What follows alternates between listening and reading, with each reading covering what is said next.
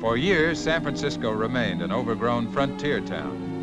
In '51, the Bulletin counted more than 600 resorts in the city, but failed to find one public place where a man might take his wife. The first change in this state of affairs came in '52, when Charlie Tuttle sold the Golden Nugget and built the most elegant hotel west of St. Louis. He opened the Bella Union with San Francisco's first full-dress ball. It was a wedding ball, his own. We're miners from the creek. Hug away! Oh, Mr. Tuttle, honey, would you go and see what's wrong? Because Brother Ned has got such a temper. Why, certainly. Excuse me. Please, gentlemen, would you go on about your business? Now, go on. We'll hold our dance right out here, you secret. Looks like a tin pan serenade. Oh, shivery?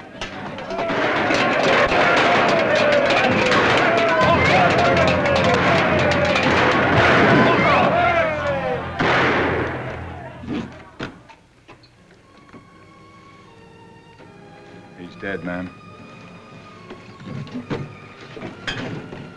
Shot.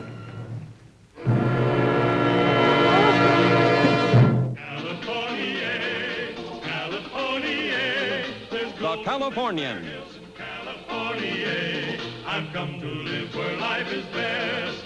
In the Golden West, I'm gonna strike it rich in California.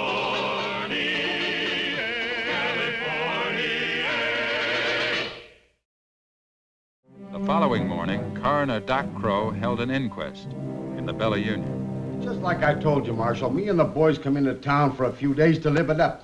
Of course, we was raising up a ruckus, but we didn't have the first notion of harming anybody.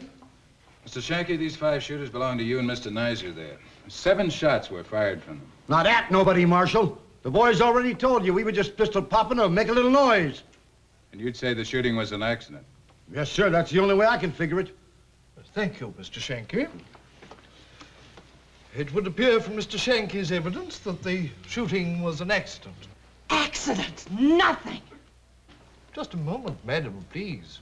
I don't recall this lady as being on our witness list. She's Miss Molly Wallace, friend of the deceased. Ah, I see. And you wish to testify, Miss Wallace? I just want to say you'd better not call it an accident. Oh? Have you any reason to believe otherwise? Maybe. Ask Marshal Wayne what I told him. Well, Marshal, is there anything in what this lady says? Well, sir, Miss Wallace came into my office about 3 weeks ago. You see, I'd first met Molly about, quite a while ago when she was helping Mr. Tuttle run the Gold Nugget Saloon. Well, Molly, hello. Come on in. Here, sit down. Thank you, Matt.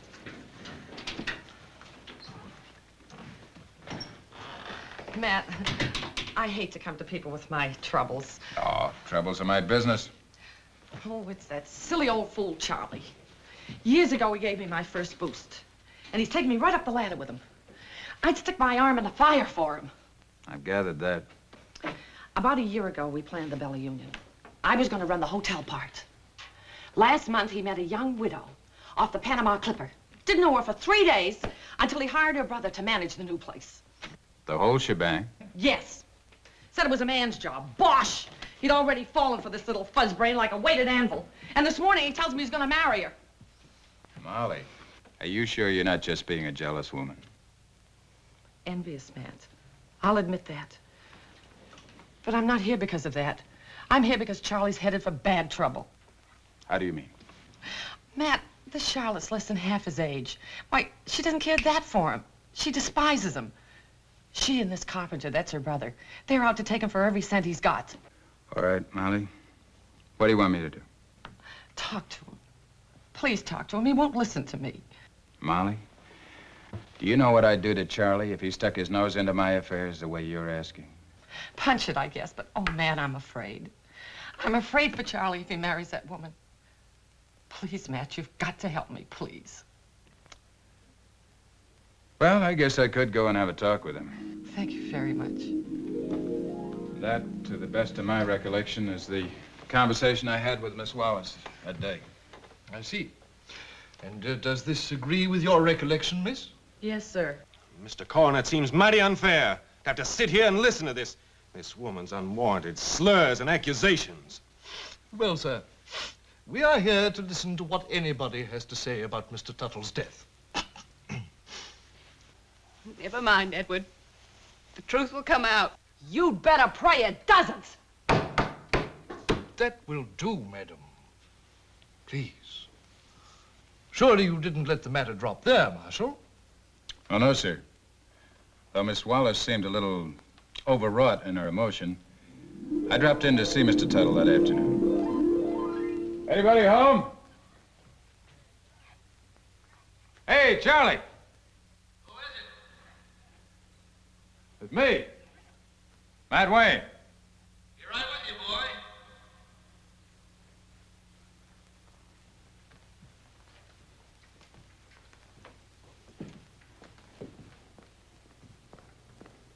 Hello, Matt. How are you, boy? Good to see you. It's about time you came by to say hello.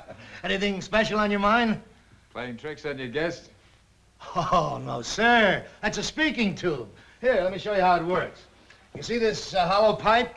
Well, that runs right into my office. I've got them all over. Pipes in sound like you'd pipe in water. I can sit in there at my desk with my feet up on it and just hear what's going on all over the place. Oh, you've seen them before. In New Orleans, yeah. Well, you haven't seen everything. Look at that. Solid teak wood. See those spittoons? Solid silver made in Sheffield, England. Yes, sir, boy. Everything is the best. So Molly tells me. Oh. Molly. Charlie, what is all this fuss between you and Molly, anyway? Well, I'm in love. I'm going to marry somebody else, and Molly's nose is all out of joint. She seems to think you're making a mistake. She thinks... I know. She's got a million thinks, and all of them wrong. The trouble with Molly, outside of being so jealous that she can't sit still, is that she just doesn't understand nice, respectable people. Oh, I don't I? Well, that's nice to know, coming from an expert like you. Hello, Matt. Molly? Charlotte and her brother are real aristocrats. They're from Mississippi. They lost their plantation in a fire. Sure, they'll be able to build one with gold pillars by the time they're through with you, my friend. Look, Molly, we've been together for quite a while, and I must be beholden to you as you are to me, but this has got to stop. I know, or else you'll... Mr. Tuttle, honey. Well, Charlotte, you're here just in time. I want you to meet a friend of mine.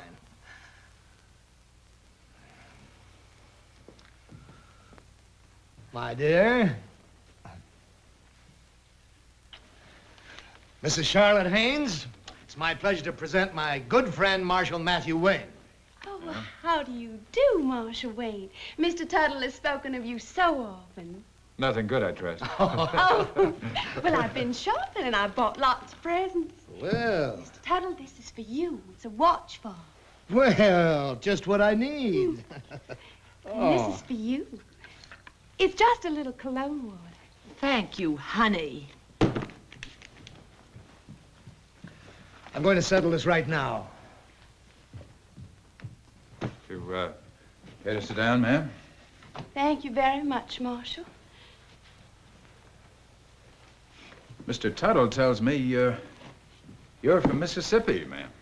Oh, yes. Our place was on a little bayou the Choctaw Indians called Wapaganichi. Above Natchez, I remember it. Oh, are you a Mississippi man, Marshal? No, but I've done steamboating on the river. Oh, how I miss the river. Oh, Marshal, what am I doing wrong? I don't want Miss Wallace to be angry with me because I know Mr. Tuttle is fond of her and I only want to do what pleases him. She thinks you don't really love Charlie. She is wrong. Oh, no. Oh, no, Marshal. There is love and there is love, and I can't truly say I love Mr. Tuttle the same way that I loved Mr. Hayne. Your former husband? My late husband, Marshal. He was handsome and brave and talented and well-born and completely unprincipled and unreliable. But I loved him wildly, and I was completely miserable. But Mr. Tuttle's a different kind of man. He's a man that I respect and I admire. And I hope to make him a very good wife. Even if this place fails? It very well could, you know. Supposing he had to go back to keeping a saloon or digging for gold with a pick and shovel? Even then. Especially then. Because then I could add a more equal contribution. And I could prove to everyone. Oh, no. No. Why should I have to prove anything to anybody? Perhaps this is a little proof that you're putting me through, Marshal. Well, tell me, have I passed the test? And did Miss Wallace inspire it? Now, Mrs. Haynes, please. My conscience is test enough for me, thank you. And may I ask you, sir, by what right you intrude in my affairs? Charlie Tuttle is a very good friend of mine, ma'am. Well, that's all settled. Hold on, Matt. Where are you going? Back to the old grind. Congratulations, Charlie. You're a very lucky fellow. Oh, thank you. Thank you, Marshal. I do hope that you will dance at our wedding. Honored, ma'am. Provided I can dance a measure with the bride. I really couldn't find anything worse than, well, an older man in love with a young widow. And do you see anything in the circumstances of the shooting that would indicate foul play? That is to say, was there anyone standing in front of Mr. Tuttle other than the miners? Miss Tuttle was standing by me, and Mr. Carpenter was over by the door. Well, don't look at me. I was back at my old job in the Golden Nugget. Everybody saw me. All evening? Yes, all evening. And if you're trying to switch suspicion to me, let me point out that if this had happened before he married this, I'd have inherited everything he had. I'll lay odds I'm not in the will now. And did you find a will, Marshal? Yes, sir. There were two of them. The old will named Miss Wallace as the sole heir. But the new will left everything to my dearly beloved spouse and helpmate, Charlotte Carpenter Tuttle. Well, what's unusual about a man leaving his property to his widow? Look, if there's a question of foul play, I'd like to point out Miss Wallace had a strong motive. Mr. Coroner, this woman is mad with jealousy. She was in love with Mr. Tuttle. Doc, I don't think that has anything to do with it. Well, ask her. May I say something, please? Yes, of course, madam. Sir, I'm afraid I must agree with Marshal Wayne. I know Mrs. Wallace dislikes me and that she's done everything she can to harm me. I also believe that she loved Mr. Tuttle. I don't believe she could have found it in her heart to have planned to kill him. How noble. You're making quite a case for yourself. Can't we have a verdict on this?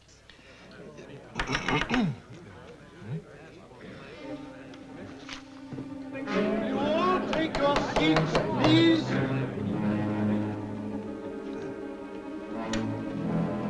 Thank you. It is the verdict of this coroner's jury that the deceased Charles Tuttle met his death by accidental shooting. It's a lie! Miss Wallace, please, Are you all blind? Can't you see? Didn't you hear what I was trying to tell you? Charlie was murdered. And she killed him, her and that brother of hers. They killed him to get everything he had. Oh, you little husband! No!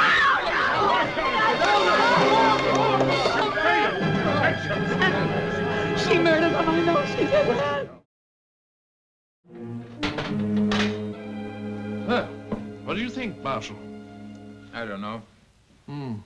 Female intuition. Rather thin to establish a case of murder, what? Maybe. Hi, Marshal. Hello, Jackie. Me and Nizer forgot our poppers, gentlemen. Is it all right if I take them now? I guess so. They're yours. I don't care what anybody said. These here had no hand in the killing of that Mr. Biddle or Tittle or... How was he called? Tuttle. Shanky. You mean you didn't know Charlie Tuttle personally? No, sir. None of us boys did. It's our first trip into town. What brought you to the Bella Union? Yes, after all, you know, you weren't just passing by. No, sirree. We went up there on purpose to show them that miners are just as good as anybody else. Who said they weren't? Well, it's the same thing as saying if you open up a fancy place and then put out the word that no dogs, mules, or miners are allowed in it. That sure got our gander up, that did. Yeah. But, who told you all this? Fella we met in the saloon down on the Tar Flats. He sure was wrenched up about it, too. Yeah, I wonder whatever happened to him. He run off to get something to bang on. He never did meet us up there like he said he would. Well, do you know his name? Never saw him before, Mr. Coroner. Never did get his name. Can you describe him? Well, like 100 other fellas, I can call to mind. Kind of tall complected and medium, I don't know. Oh, that's very helpful. Shanky, would you recognize him if you ran into him again? Sure as shooting, I would. Well, I certainly hope so. I'd like to talk to him about this. Do me a favor. Keep your eyes peeled. Let me know the minute you do run into him again. I'll shake on that. Thanks, Shanky. Well, apparently somebody had it in for Charlie. Oh? Why did you say that? Why else would anybody rile up the miners with a pack of lies? Better not laugh at Molly's intuition. There may be something in it, after all. Oh, Marshal, really? Female intuition? Oh, tut.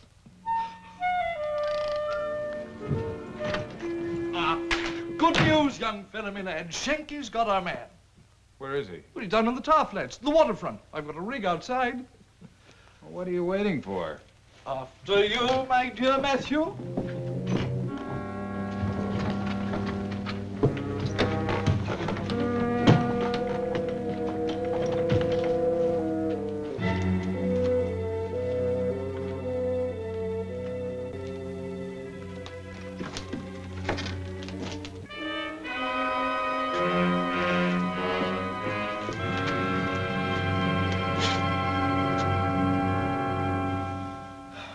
Shanky didn't have very much of a chance, Matt.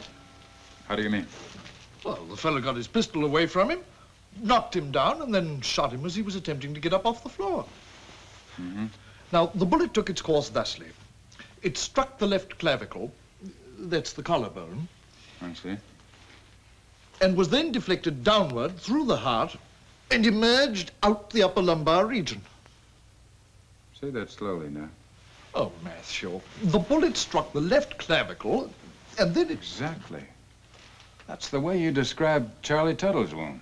Well, very probably. They were both very much the same as... I say... Doc, they were both shot from above. Charlie Tuttle was standing in front of the hotel when he was killed. That means that none of the miners could have done it. Come on.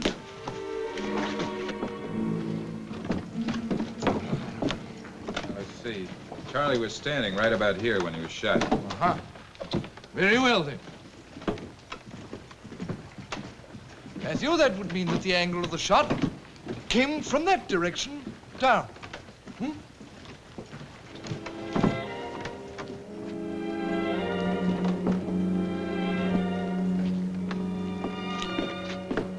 The shot could have come right from there.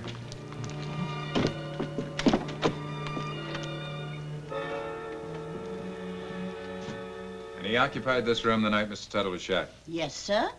He paid me a full week, but never come back. At least his bed has never been used. Doc, check that shift robe.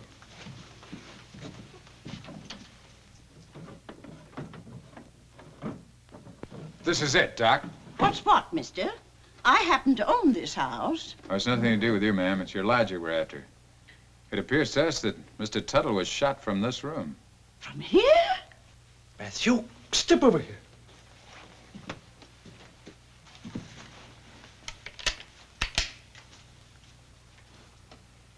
This gun was fired recently.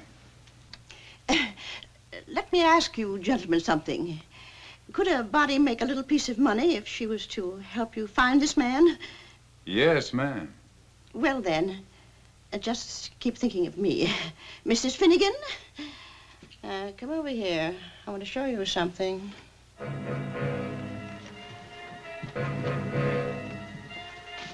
There's your man, going into the Bella Union.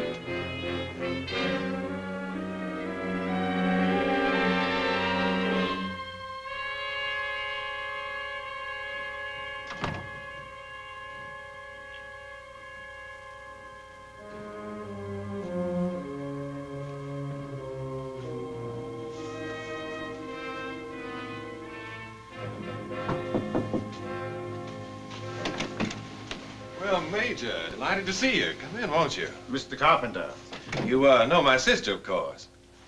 How nice to see you again, Major Clay. Ma'am. May I take your things? Have a seat, won't you, Major?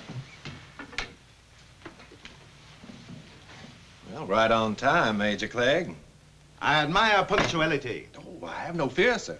Fortunately, there was some ready money on hand.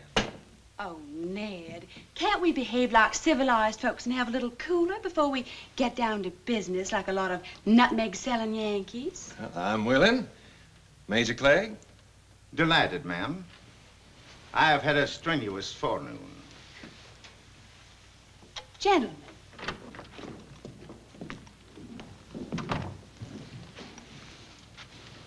Could be anywhere. Over 40 rooms in this place. Let's try this one.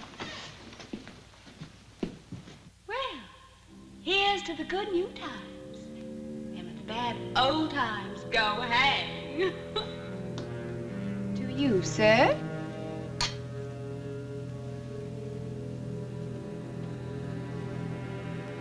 I don't like your look, Carpenter. It would be foolish to offer me less than the amount or counterfeit money. Oh, I place a higher value on my skin, my friend. Here. 5,000? 5,000, the agreed on price. Count it. In good time. First, a little business. But, Major, sir, we have just completed our business. Hardly. I would call it a satisfactory beginning. How do you mean? I mean that I shall expect a similar amount on this date each month. You expect 5,000 every month, and we can keep any profits over that. Allow me, Major. That states it very well. Well, Major, aren't you in a poor position to attempt blackmail? You killed Tuttle. You can't prove it. Let me point out to you, my young Southern friend, you can't even charge me with murder without exposing yourselves. And let me point out to you, Major, sir, that you're in the same boat, honey. Not quite. I have other resources. Oh, your pistols? No.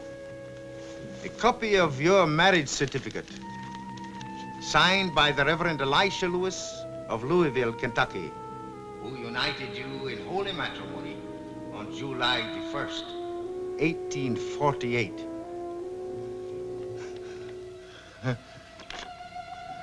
An anonymous note to anyone in authority.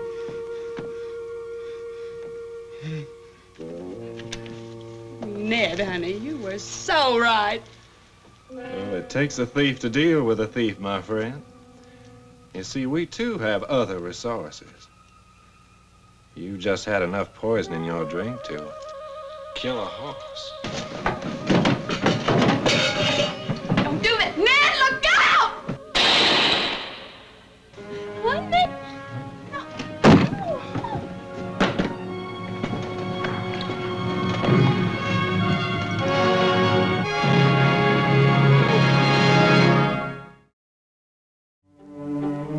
Despite Doc Crow's best efforts, Carpenter and Clegg were beyond help. The so-called Mrs. Tuttle was sent to prison to serve terms for bigamy and theft. The Bella Union opened again under new management. Doc, you're looking wonderful. Wow. And Molly, would you do me the honor? Yes, Doc. Oh, surely.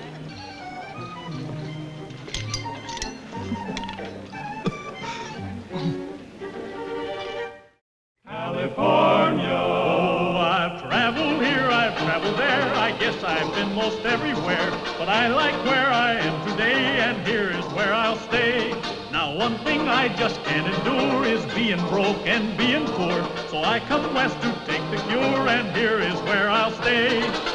I've come to California, California. There's gold in them there hills in California. I've come to live where life is best, in the Golden West. I'm gonna strike it rich in California, California, California. There's gold in them there hills in California.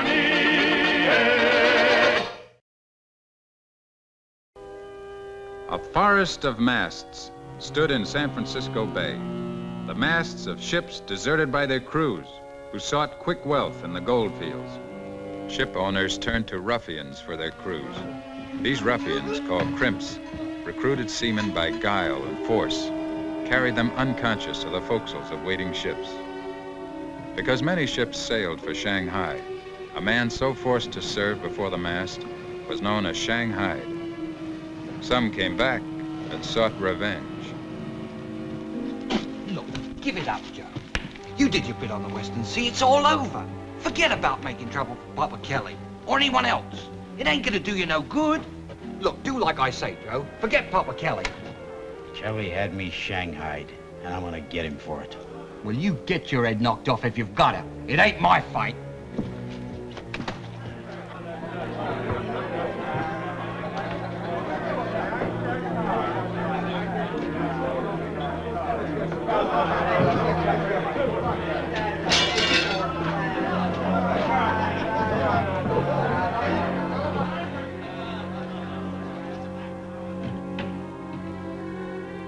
Papa Kelly? Who are you? I'm Joe Ryan, remember? You shanghaied me.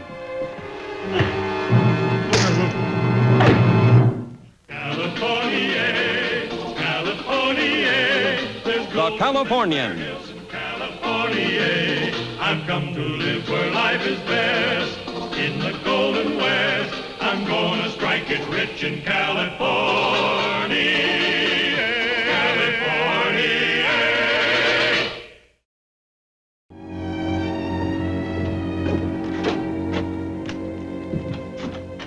Morning, Jeremy.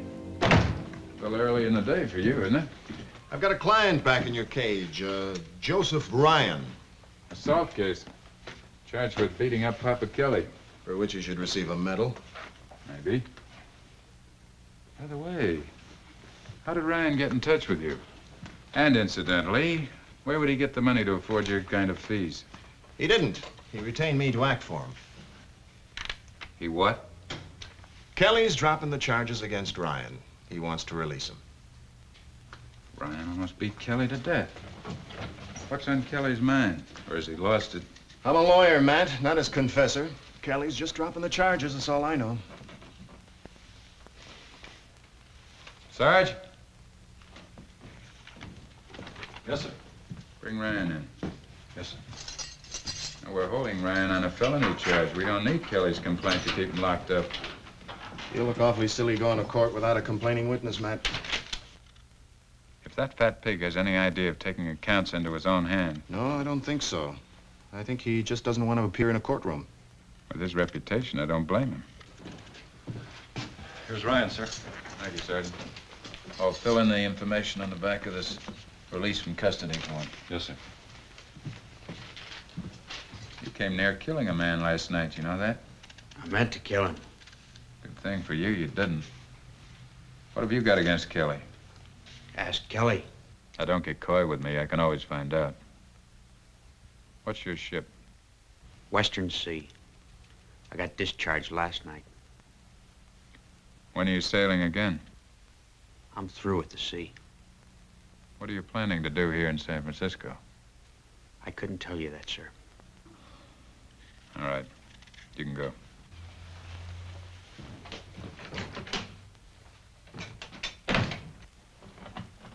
You know, Matt, he's going to try for Kelly again. He's got murder in him. Only this time, he may finish what he started last night.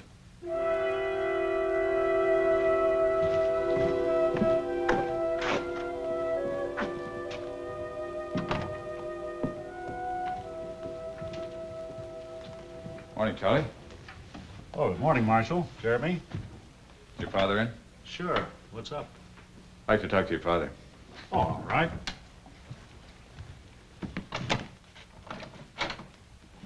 Father? Yeah? Well, Matt. Jeremy. What brings you around? Joe Ryan. Joseph Ryan. 2 years ago, you filed a complaint with the vigilantes against Joseph Ryan, a bookkeeper. You claimed that he embezzled $8,000? Well, what about him? I had him in my jail a half an hour ago. Charged with felonious assault on Papa Kelly. Papa Kelly dropped the complaint. Oh, what's that got to do with me? You dropped the embezzlement complaint 2 years ago after Ryan disappeared from San Francisco. Well? I'm just wondering why everybody's so willing to forgive and forget Ryan's crimes. Well, that was a mistake. You see, after Joe disappeared, we balanced our books. My son here handled the audit, and he made an error. When we discovered the error, well, we dropped the charges against Ryan. I see. Not much of a bookkeeper, are you, Charlie? It's a rather sad case, Marshal. See, Joe had a wife and a child born after he had disappeared. We've been doing all we could to help Millie. That's his wife? Yeah. Where's she live? You have the address, don't you, Charlie? Right here.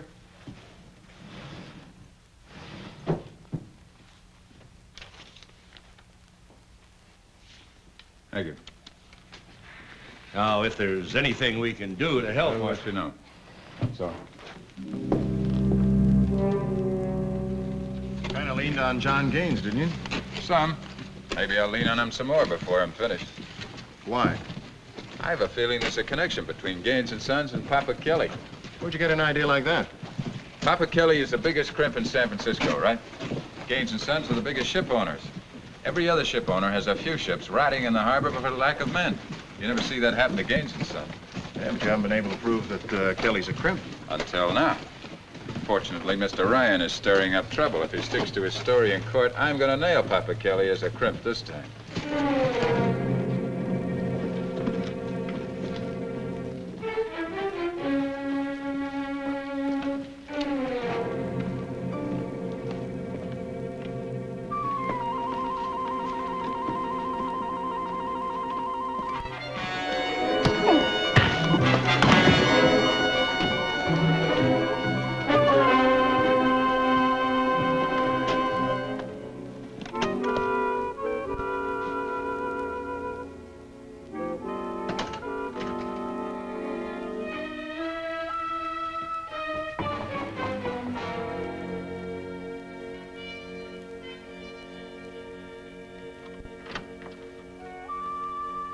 Hello, Millie. Joe.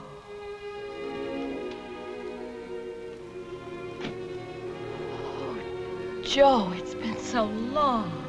Never mind that. I'm back now. That's what counts.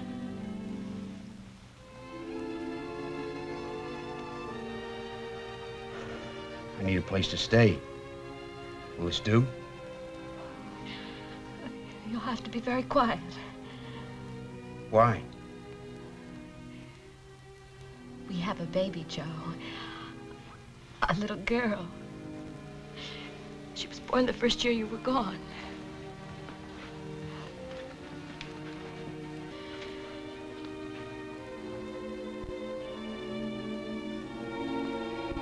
A man has a right to be there when his child is born. They'll pay for it, that much I know. Something's very wrong, Joe. Are you running away from something? Is someone looking for you? No, not yet. He tried for you once. He'll try again. Next time, you might not be so lucky. I'll be ready for him. Have a sweet? No. Suppose he goes to the police. Then what? Suppose he tells them all about you. You'll wind up in the prisoner's dock. That's what'll happen. I'll have company. You? Oh, let's not talk like that. It's no time to fall out. We've got to do something. Any suggestions? Ship him out again. They do need a couple of hands on the China lady. Ah, but what's the use? He'd be right back again. Not if someone is paid to see he gets thrown overboard. That sounds like a very sensible arrangement. I'll see to it. How soon? As soon as you find him. Tonight, if possible. He must have spotted me. I tried to pick him up again after he slugged me, but it was no use. You say he had a pistol? Yes, sir. Bought it in a pawn shop. From the looks of him, I'd say he knew how he was going to use it. What are you going to do, Joe? Please tell me. You love me, Millie? Haven't I waited all this time? Joe, you walked out one day as casually as a man walking down to the corner for a beer. You were gone 2 years, but I waited. I didn't hear you. I didn't know what had happened, but I waited. I didn't walk out of your life, Millie. I was dragged out. What do you mean? I was crimped. You were what? Shanghaied. I was working late that night. Charlie Gaines was working with me. There was a big discrepancy in the books, and we were trying to find it. Charlie sent me out for something to eat. I started for the restaurant at the end of the block. 2 men came out of the alley and slugged me. When I came to, I was down in Papa Kelly's cellar. Papa Kelly? Oh, you wouldn't know Papa Kelly. He deals in flesh. Crimps Meat, Millie, that's what I was, Crimps Meat.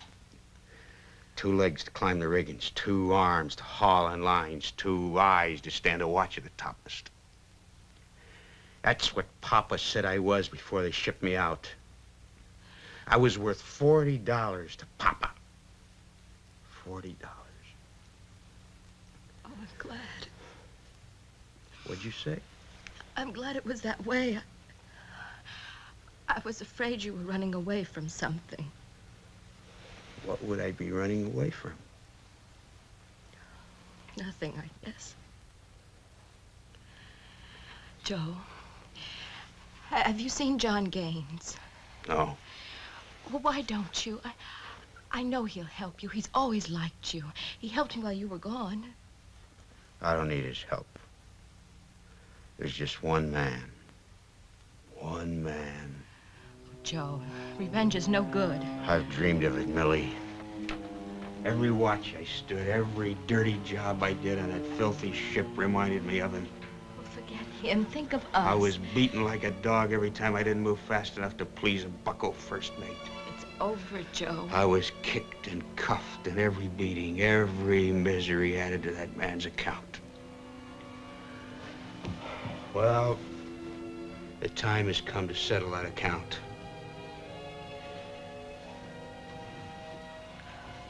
What about our account, Joe? We have a little girl. Think of us, please. Oh, the night passes so slowly. And I'm so tired.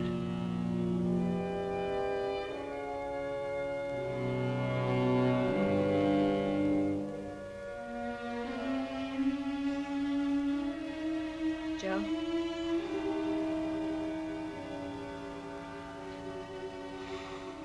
Joe, are you awake?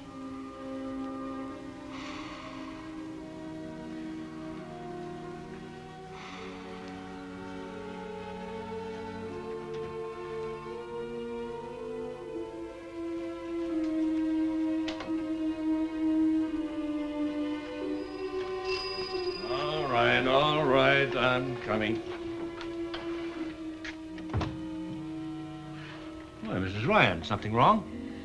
I know it's terribly late, Mr. Gaines, but I had to see you. It's about Joe. Well, come in. You took an awful chance being out in the street at this hour. Well, I had to. It's about Joe. What is it, Farmer? Mrs. Ryan has come to tell us something about Joe. Joe? What about him? Mr. Gaines, he's back. I think he's going to kill somebody. Did he say whom? Somebody called Papa Kelly. Well, now, why didn't you go to the police? Oh, Mr. Gaines, I don't want to get Joe into any more trouble. And he's always respected you. He'll listen to you. I thought if you could please tell him how wrong this all is. Oh, please, Mr. Gaines. Where is Joe now? He's at my place. Oh, well, now, Charles, why don't you go and get him and bring him over here? Yes, sir. Oh, and would you have the landlady stay with the baby? All right. Oh, I don't like this a bit. Now, Mrs. Ryan, everything's going to be all right. No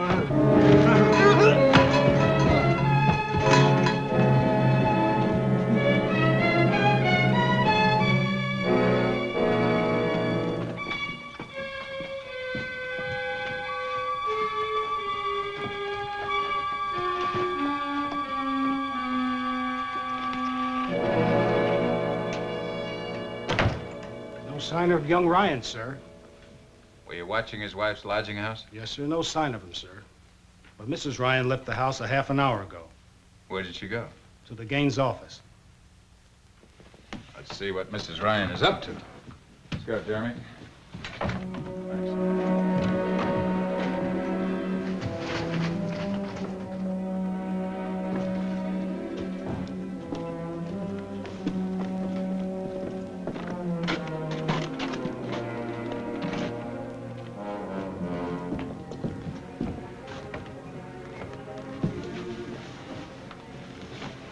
Jake, see if you can find the landlady.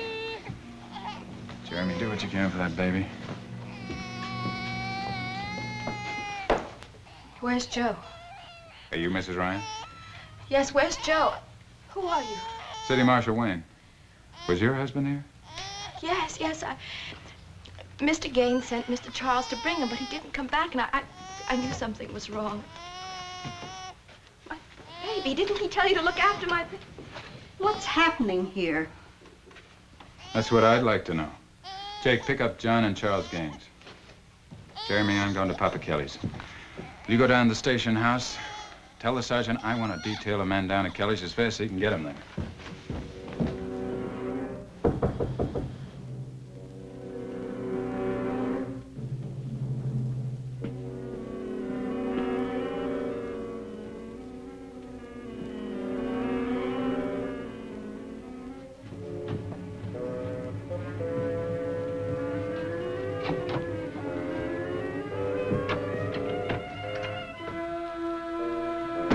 Put him in here with the other one.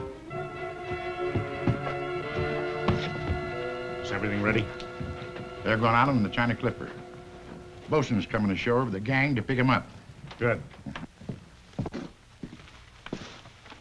Men are all posted, sir. Shall we move in? Oh, I'll go in first. Just see that nobody leaves. Yes, sir. Hey, Matt, you go in there alone. You're liable to get your head shot off. I'll take that chance. Police are outside. Are they coming in? Not yet. They better not find you here. Inside with you. Couldn't find young Gaines or the girl, sir. I brought him along. Where are your son and Mrs. Ryan? I don't know. And I demand an explanation. It's the idea of dragging me out of my home in the middle of the night. Mr. Gaines, I'm going to give you one more chance to make things easier for yourself. Where are they? I don't know. Watch him, Sergeant.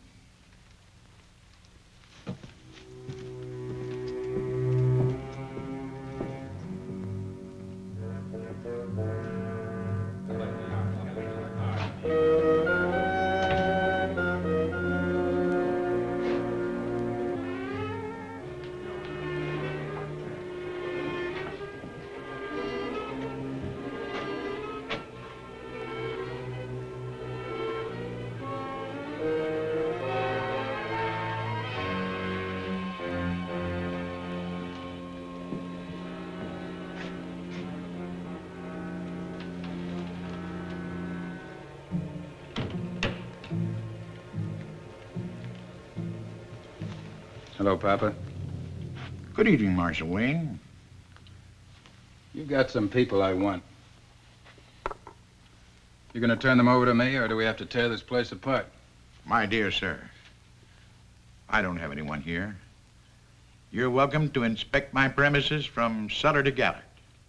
Mm-hmm. Good candy. Last time we took this place apart, we didn't find a thing. No, sir, you did not. Frankly, I don't understand the amount of attention your police give to my place. Gossip, Papa. There's a rumor that you're running a crimping business on the side. Malice. Nothing but malice. That's right. Anything I hate, it's malicious gossip. That's why we've gone to great lengths to clear your good name.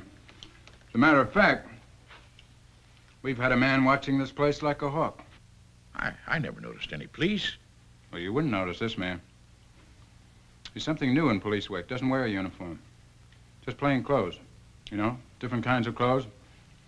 One day he might look like a banker, or a miner, or a sailor. Been here lots of times. He knows this building better than the men who built it.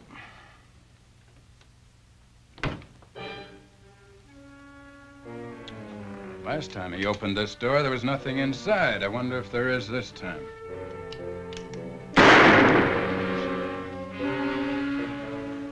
I had to do it, Matt.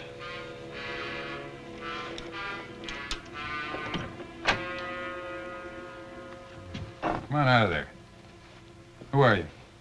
My name's Jones, sir. Malabar Jones. Me and him was shipmates. Give him a hand. Bring him in. I told him not to make no trouble. They'd get him, and they did. But they got me first, and I didn't do anything.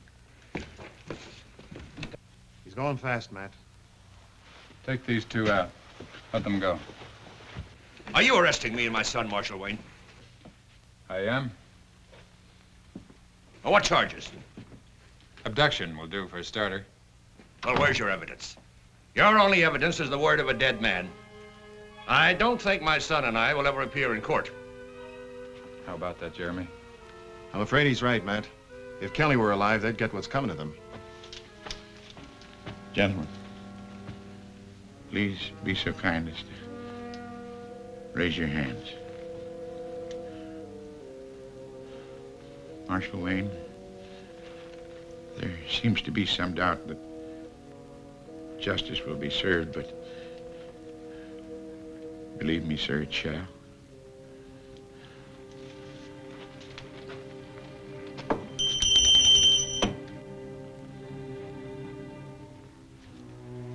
I've never failed to keep my commitments with shipmasters seeking crews.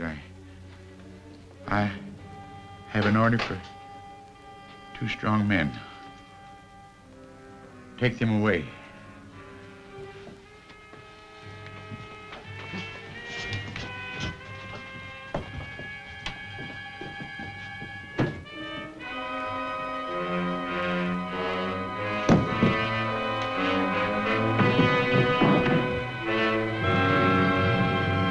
China lady sailed without Gaines and Son. Even though they deserved to be shanghaied, as city marshal sworn to uphold California law, I had them removed from the ship. They were tried and sentenced to 10 years in prison.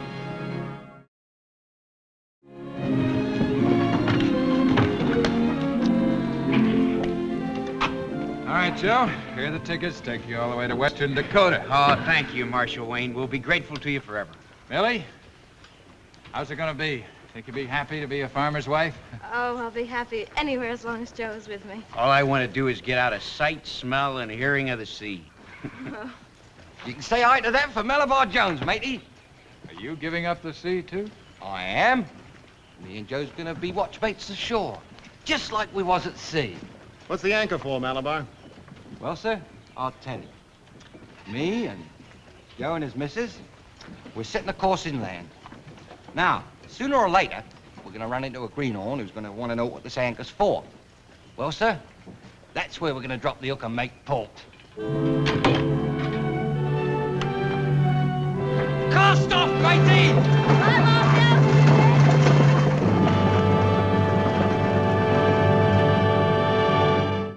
California. Oh, I've traveled here, I've traveled there. I guess I've been most everywhere. But I like where I am today, and here is where I'll stay. Now, one thing I just can't endure is being broke and being poor. So I come west to take the cure, and here is where I'll stay. I've come to California, California. There's gold in them there hills in California. I've come to live where life is best, in the Golden West. I'm gonna strike it rich in California, California, California. There's gold in them there hills in California.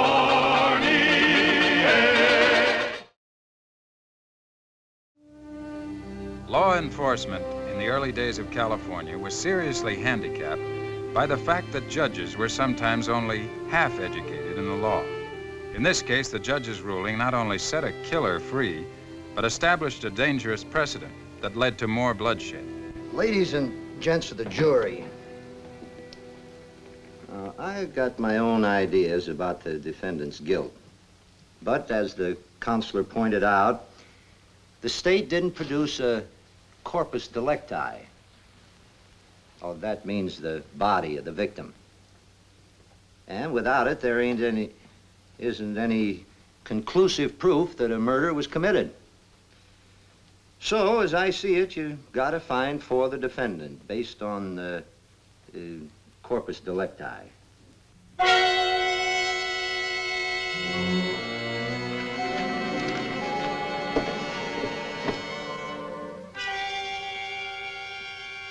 The jury's verdict gave a prominent citizen the idea for a perfect crime, and Corpus Delicti threatened to become a license to murder. California, California, The Californians. California, I've come to live where life is best. In the Golden West, I'm gonna strike it rich in California.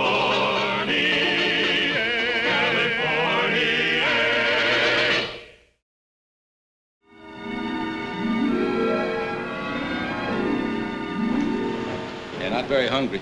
Maybe it's this fog. Fog or no fog. What's better than being outdoors with a pole and a good friend for company?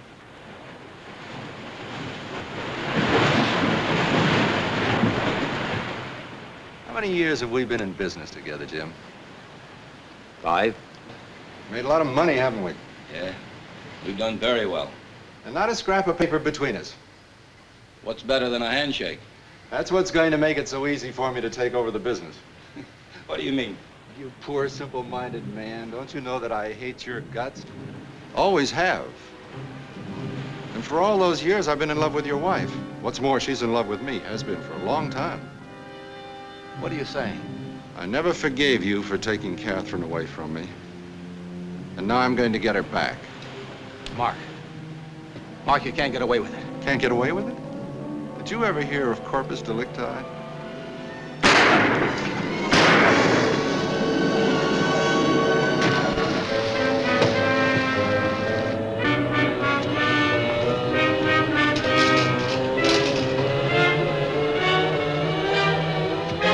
Hey, what is this? We saw you shoot that man. Well, my friend fell off the rock, and I fired those shots to... Yeah, well, we also heard what you told him. Come on, this is a citizen's arrest. These men are lying, Marshal. Are they? I don't think they are. Well, even if they were telling the truth, what do you think you could do about it? Did you read about the Collins case? That's what he's counting on to get out of it, Marshal. He mentioned Corpus Delicti before he shot Wheeler. We saw where Wheeler fell in. Let's recover the body. In the history of San Francisco Bay, they've never recovered a body from that area. Strong riptide there. By now, Wheeler's body is halfway to China. That's what you're counting on, isn't it, Brand? Lock him up. Wilma, Jim Wheeler was murdered. Jim. Oh, no. By his partner. Poor Catherine. That's right. You know Mrs. Wheeler pretty well, don't you? We've been friends for years. You know something? Before he killed him, Brand told Wheeler he was doing it so that he and Mrs. Wheeler could be married. That's ridiculous.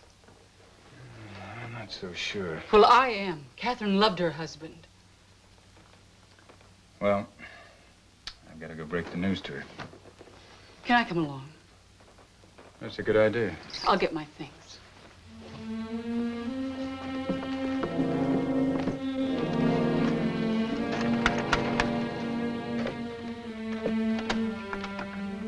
Catherine. Wilma.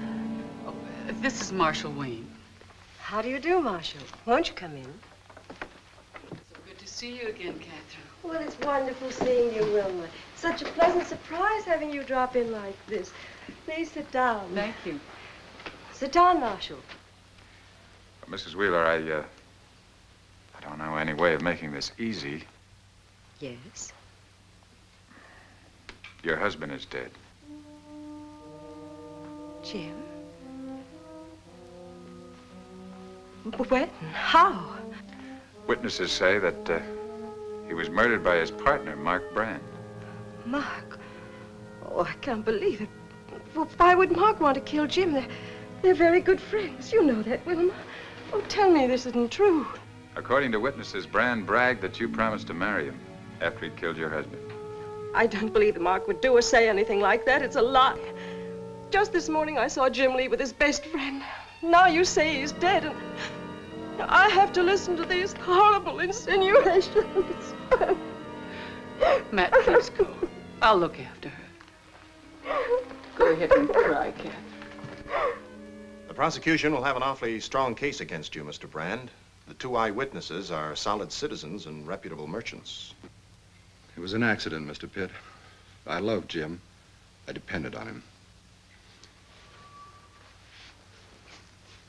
You don't know what this loss means to me.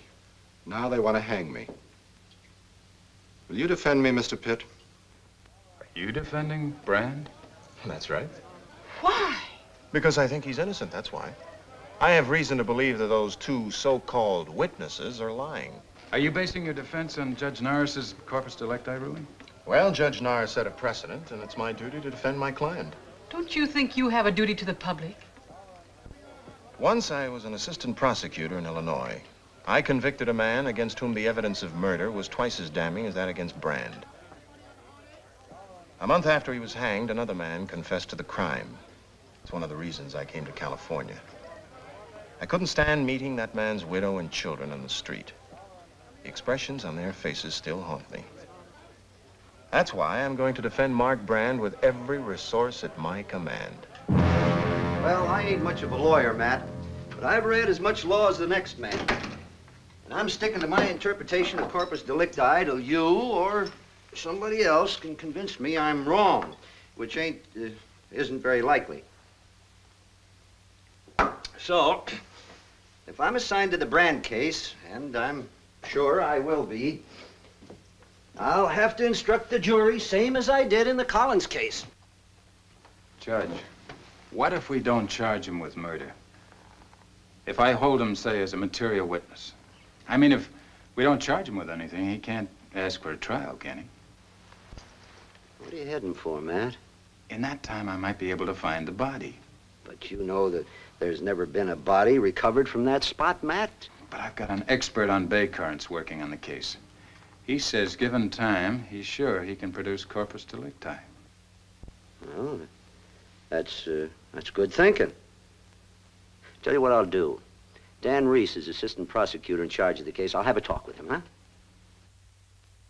Ever think of trying for the bench, son? What, me, a judge? I'm not even a lawyer. Neither am I. You weren't admitted to the bar? Admitted. I was the bar. Used to hang around old Judge Hammer's court selling whiskey to him and the jurors and lawyers during recesses. Read all his law books. When he died, all of a sudden, I got his job. But how? Oh, I just fixed it with the right people, got myself appointed. That's all there was to it. Simple, isn't it? Yes, ain't it?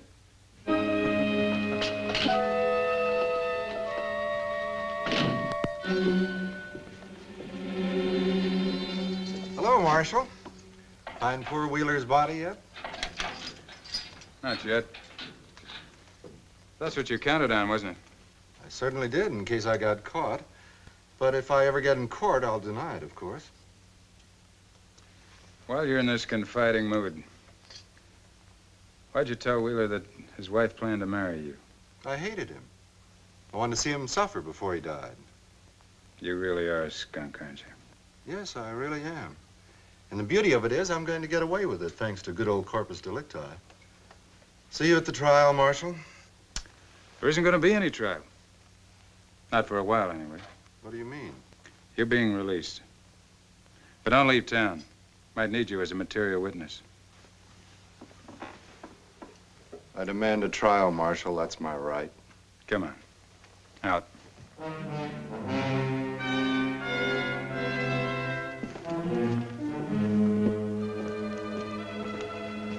Oh, Matt, that was a pretty sneaky trick.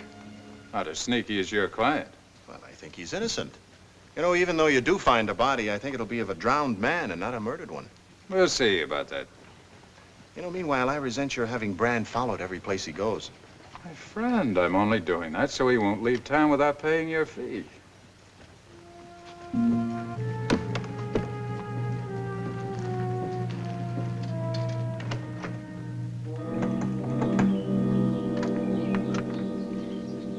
How dare you come here? Catherine, don't tell me you believe those lies about me. I talked to the two men who saw you kill my husband. Please, listen to me, I Catherine. hate you. I hope they hang you.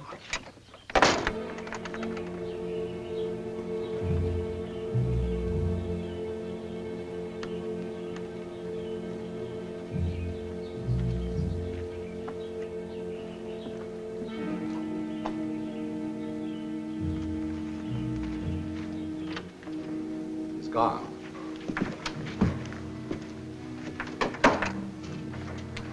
Oh, Mark. Mark, darling, I love you so much.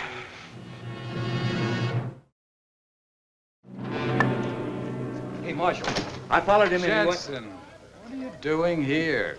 You're supposed to be watching Mark Brand. Well, that's what I come to tell you about. I followed him. He went to Mrs. Wheeler's place. She let him in? Yeah, they talked for a while, and then she slammed the door in his face. I thought that might mean something to you, Marshal. She slammed the door in his face. Yes, it means something to me. Now, Jensen, I want you to go back there and pick up his trail, and don't leave it until I send somebody to replace you. All right, Marshal.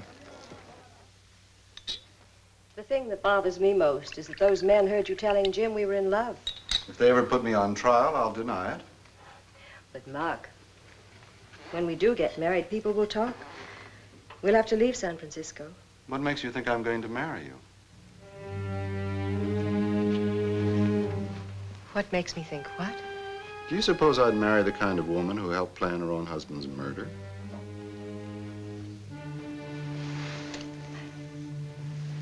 Sometimes a woman will do terrible things for love of a man, even go along with murder. The only thing that keeps it from being unbearable is the thought that you love me. Oh, I beg you, please don't take that away from me. Say you do love me. I hate you as much as I hated Jim. Him for taking you away from me, you for letting him.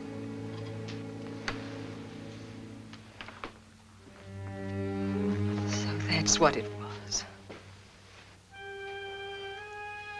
You can still be charged with murder. Not unless they find Jim's body, which they won't. Suppose I decide to tell the truth. I wouldn't be convicted without a corpus delicti, but you'll keep your mouth closed unless you want to live in the streets. You see, everything Jim had is in my name.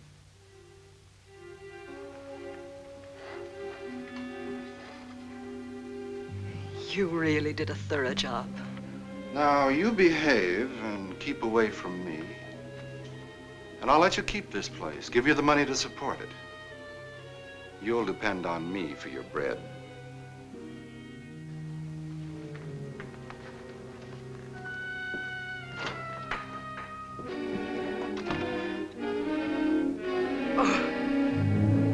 Oh, Matt. Oh, excuse me, please. Well, that expert was right. He figured out where the current might take a body, and that's where we found it, Hunter's Point. Are you sure it's Wheeler's body? Well, I'd swear it's the man I saw Mark Brand shoot that day. I better have Mrs. Wheeler identified. Excuse me, Wilma. Meantime, will you go down to the district attorney's office and tell Dan Reese about Sure this? thing. Come in, the door is open.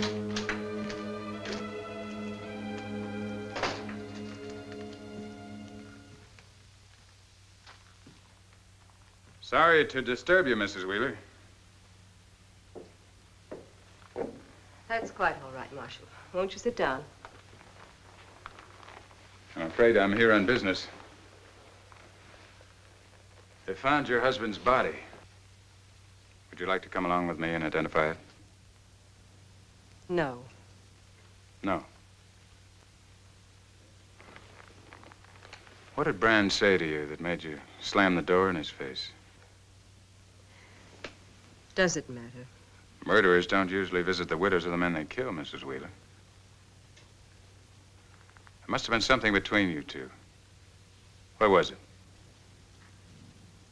We planned my husband's murder together.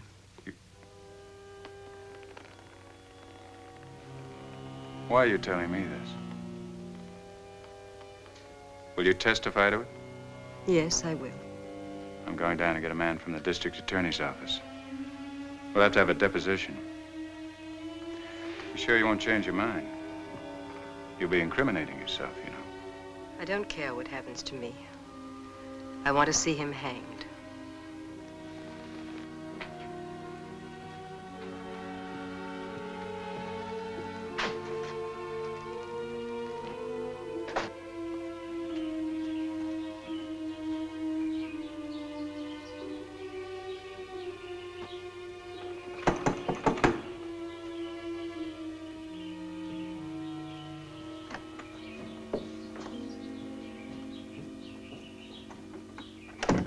I told you not to bother me. They found Jim's body. Impossible.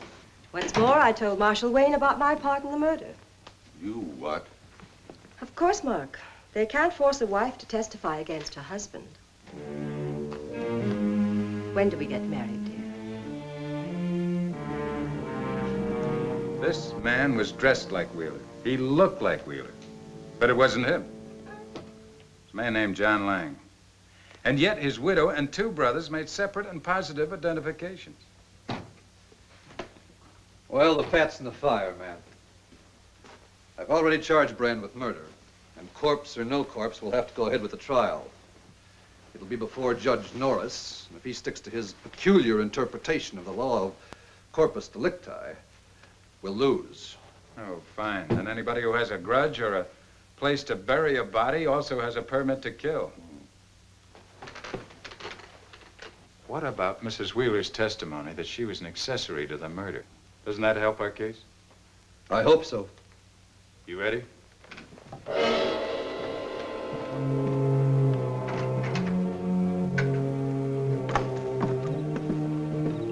What are you doing here?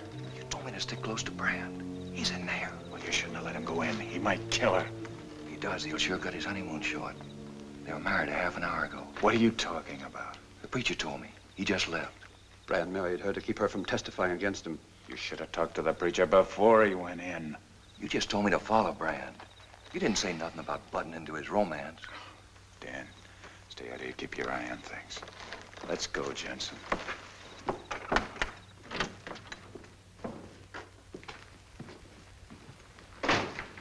You're under arrest, Brand. What's the charge this time? Fishing on Sunday? Charge is murder. Good, good. Just what I want. Take me to jail, Jensen. Too bad the body they found wasn't Wheeler's, isn't it, Marshal? Be gentle with my bride. My hat?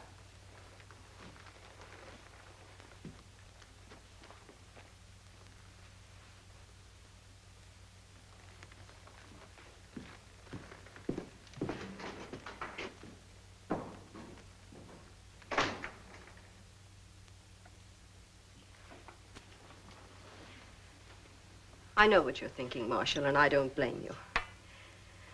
Mark and I are sunk deep in the mud. Even if he is acquitted, we'll just sink deeper. But we'll sink together as man and wife. That's all that matters now. You know, Matt, they're making bets on the verdict. It's 5-1 on acquittal. Open for 2.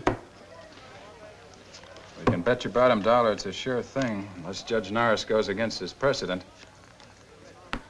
3. Well, he likes you, and he listened to you once. Maybe he'll do it again. 2. He might. If I could convince him he's all wet about his interpretation of Corpus Delicti. But then I'm no lawyer. 4 to see me. You can read, can't you? And Jeremy has an office full of law books.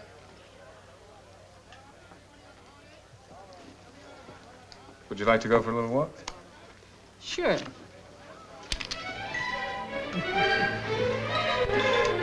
Help yourself, Matt.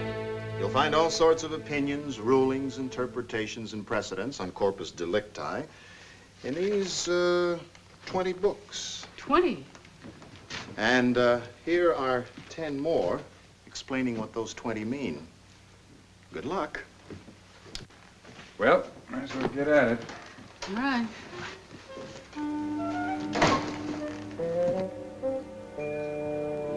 John Doe versus Richard Roe. Those two birds spend an awful lot of time in court. The one I hate is Richard. He usually wins, and he's so smug about it. Oh, the more I read, the more confused I get. So do I. You know, there must be some clear, simple explanation what Corpus Delicti is all about. Well, by the time we find it, Mr. Brand will be dead of old age. When you want to find out the meaning of a word, where do you usually look, Matt? Well, then... Well, it couldn't be that simple.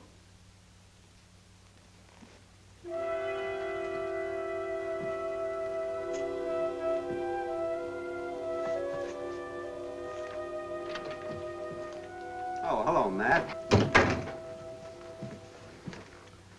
Your Honor, would it be considered contempt of court to call to your attention a point of law? I'd appreciate it. Pull up a chair. Like I told you, I don't know much about the law. I'm just a judge.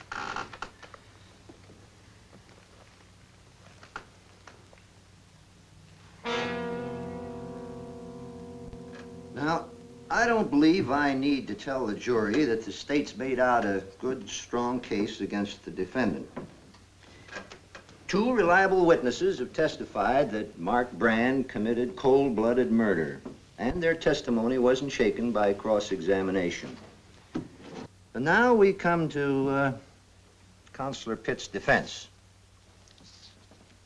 Corpus Delicti, which he claims means you gotta acquit his client. And that means that the learned defense attorney was talking through his highly educated hat. Your Honor, I object. I was merely following the precedent set by this court. I was... Oh, sit down and shut up, Pitt. Nobody's blaming you for the ignorance of this court. Thanks to Marshal Wayne, I found out that I was in error when I instructed a previous jury that you gotta have a body before you can convict a murderer. But he found the real meaning of Corpus Delicti in the one book I never thought of reading on the subject. And here's the gist of it. Corpus Delicti does not mean the body of the victim. It means the body of facts that prove that a crime has been committed.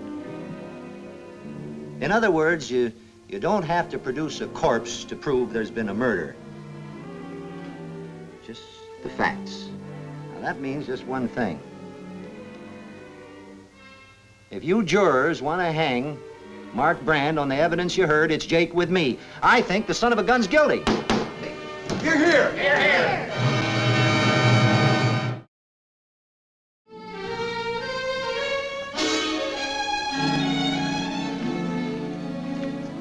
Don't take it so hard, Jeremy. You'll live.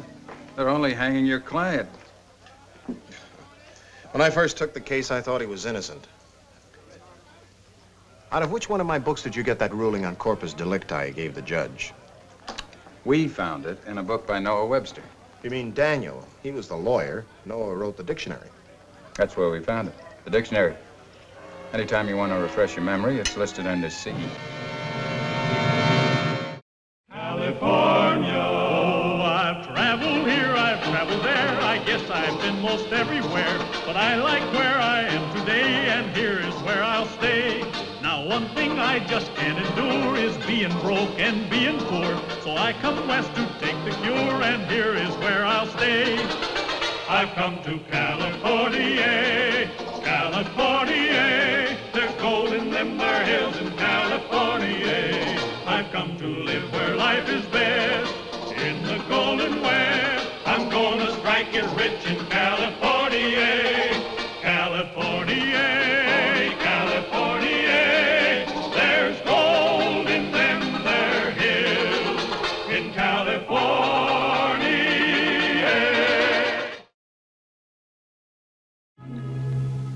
spring of 1852 in San Francisco was marked as the season when the city marshal faced romance, death, and marriage, respectively, and in the order named.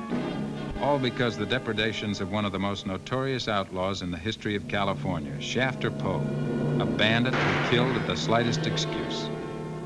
Watch Wayne, commercial bank's just been robbed. All their cash. Anybody hurt? The teller, killed. Identify the killer? The witness says it was Shafter Poe. Sounds like Poe. You go ahead, I'll be right along. Why do crimes always have to happen just when I'm winning?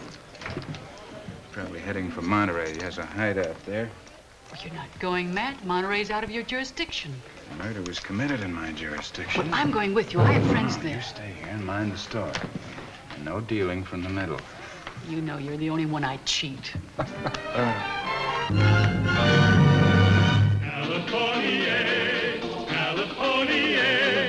The Californians. California, I've come to live where life is best.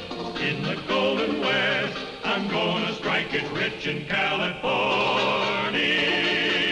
California.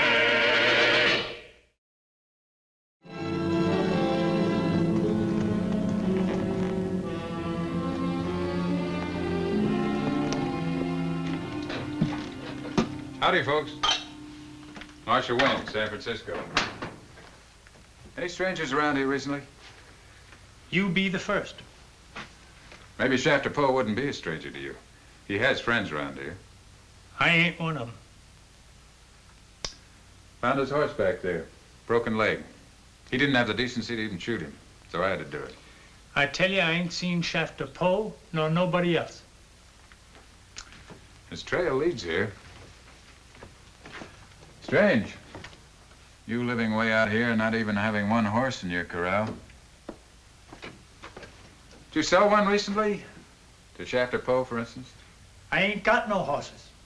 The bank took all our livestock for a loan. Besides, what makes you think Shafter Poe would buy a horse when he could steal it? He depends on people like you. He pays for what he gets. Do you mind emptying your pockets out? This ain't legal.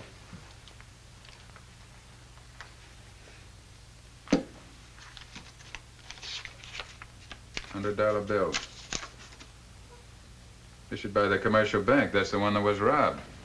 Asa didn't steal that. He sold our horse. We was hungry, Marshal. Which way did Shafter ride? North. Thank you, ma'am. I gotta have that money.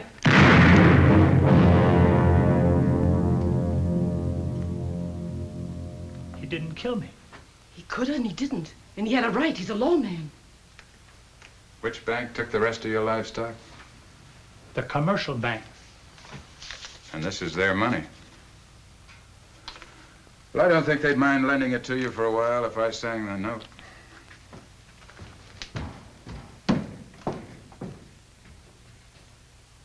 Now, what kind of a lawman is he?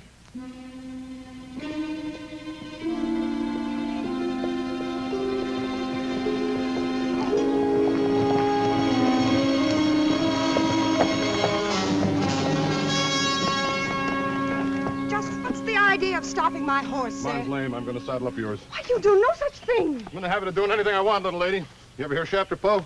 No, and I'm not pleased at making your acquaintance. I'm sorry I ain't pleasing to you, little lady. Maybe that's because you don't know me very well. And I don't want to. I'm in a kind of hurry, but maybe I got time to teach you a little manners. Oh, no!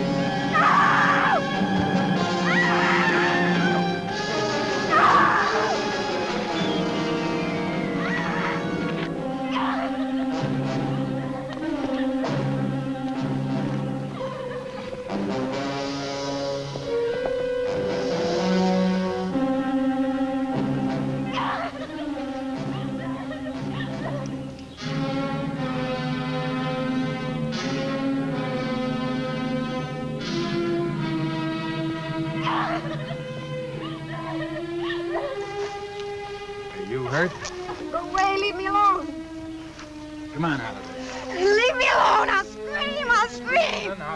No. Get hold of yourself.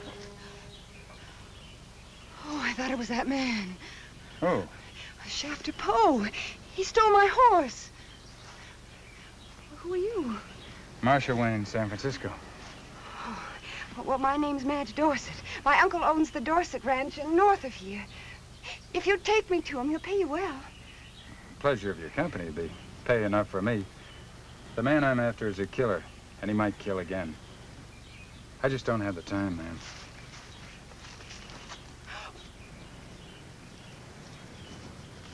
If you aren't going to take me to my uncle, what are you going to do with me? Take you someplace where you can get word to him. Well, how'll we travel? On my horse. He'll carry double. For a Westerner, you aren't very smart, Marshal. All you have to do is hitch your horse to my buggy, and we can ride in comfort. Shafter Poe isn't apt to stick to the road too long. When he heads across country, I want to be able to follow him. And take me with you after a murder? Well, maybe we'll find some place you can stay before anything happens. Well, I still don't see why we can't use the buckboard just for a little while. Miss Dorset, your comfort is important, but not nearly so important as the next man Shafter Poe might kill. Are you coming with me? Well, it's better than staying here. All right. Don't you dare put your hands on me. The only way I know how to get a woman on a horse. All right, suppose you climb aboard by yourself. Well, I'll do just that.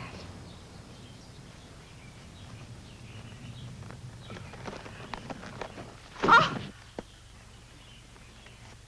Now, don't you dare laugh at me. Well, aren't you going to help me out? Trying to figure out how without touching you.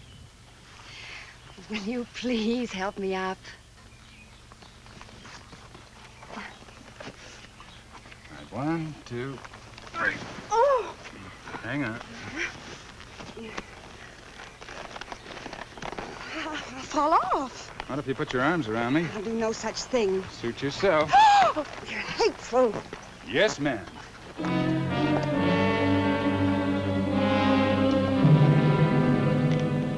Rough going back there? No.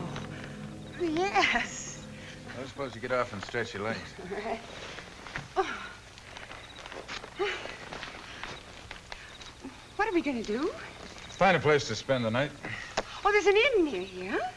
Not for miles. We'll have to camp out. Us together? Alone? To make you feel any better, we can sleep on separate mountains. What was that? Mountain lion. A small one. Now, don't you dare leave me here alone. It's cold. I'm hungry.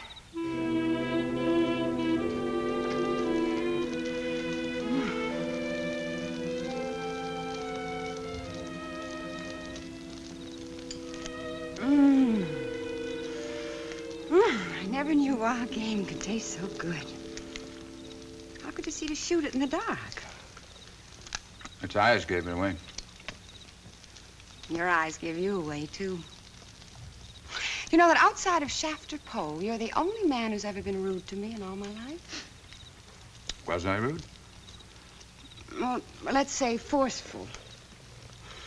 But it's comforting for a woman to meet a man who knows his own mind. How long have you been in California, Miss Dorset? I came from Boston a month ago. That's long enough for you to learn it isn't safe for a woman to wander around a country like this alone. My uncle warned me about that. Oh, that Poe man, he's such a beast. I never knew you could almost die from fright. But then you came along, and I'm not afraid anymore. I've never been so safe and secure in all my life. You know, I've lived what you might call a sheltered life, even at my uncle's ranch. Then this morning, I was thrown on a horse like a sack of potatoes, spent the rest of the day with my arms around a man I'd never seen before. And the funny thing about it is that I loved every minute of it. Matt, are my eyes giving me away? They're lovely eyes.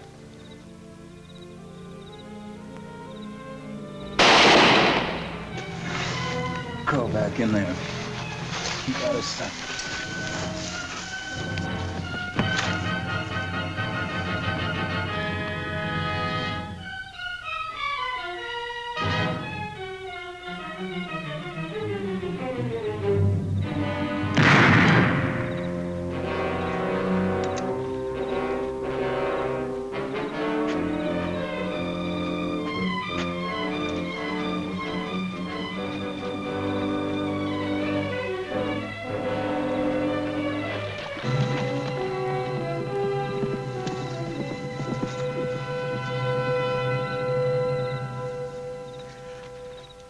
all right?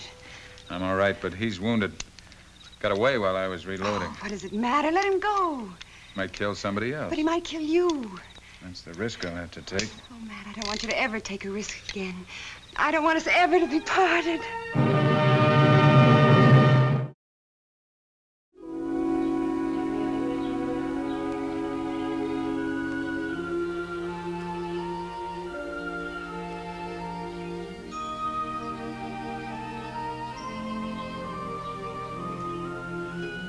Good morning.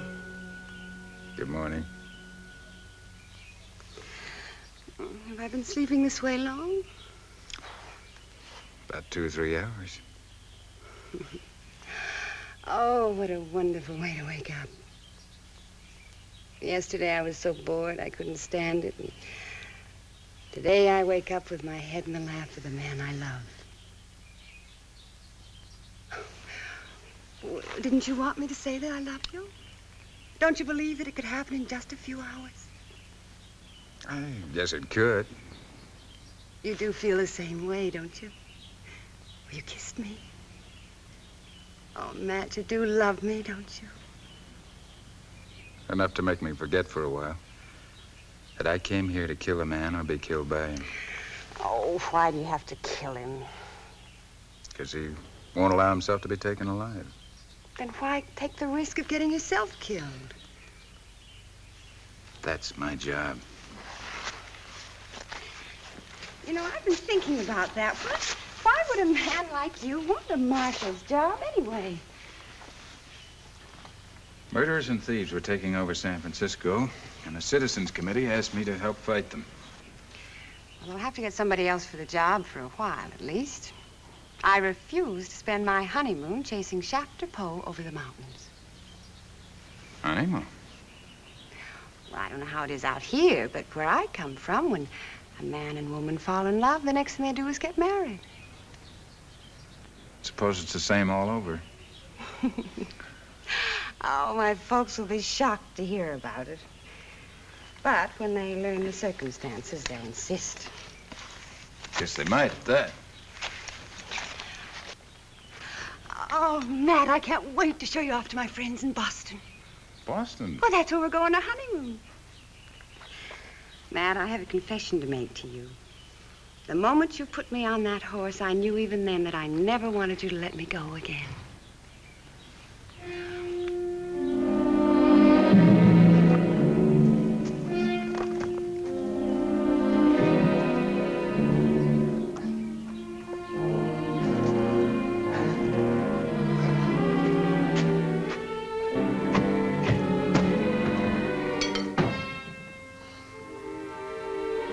On my trail. No, he didn't. If you hadn't, Wayne had gone straight to my place in Monterey. Wouldn't have taken that side road. Take care of you for that later. Right now, get me a doctor. I've been shot. If you ever want to hear her talk again, get going. I'll go. And don't tell the doc who sent for you. Otherwise, he won't come. Tell him your old lady's sick. Cross me this time, Asa. The old lady's gonna be awful sick.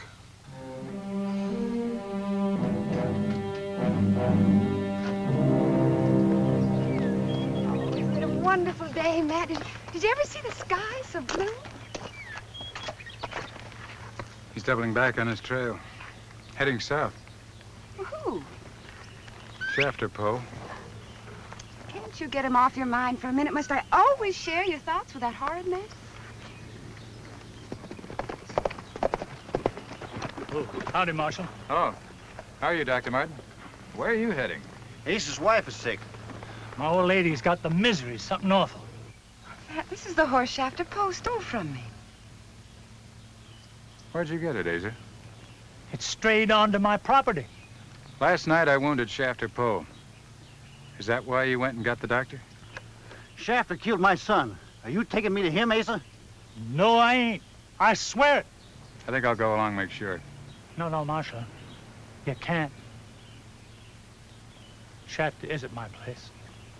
He says he'll kill my old lady if I cross him again. Again? He knows we put you onto his trail. Don't you realize he'll kill you no matter what you do? Doctor, would Shafter Poe recognize you by sight? No, why? I want you to change clothes with me.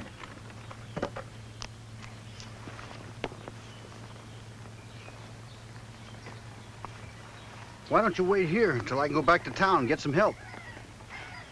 Yes, for heaven's sakes, Matt. Why do you have to do it all by yourself? Any further delay, Poe will get suspicious. First thing he'll do is kill the woman. Yes, but he might kill you, too. Yeah, he might. Can I have your glasses, Doctor? Thanks.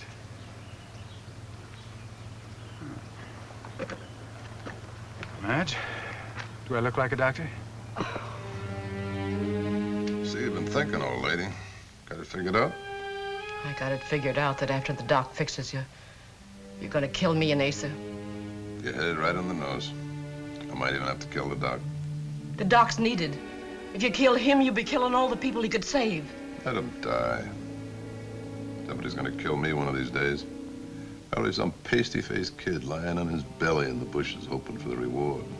And in all the wide world, there won't be anybody to have one good word for you. But they'll remember me, old lady. For a long, long time, they'll remember me.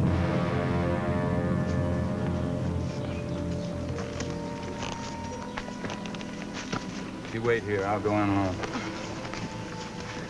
I'd like to help, but I don't know how to handle a gun. Yeah, I ain't so good at it myself, but I'm sure enough gonna try. Let me have that pistol. It'll help me more than anything you can do. Oh, Matt, please don't. This will give you something to talk about if we ever get to Boston. It's the last time he'll have a marshal's job, I'll see to that.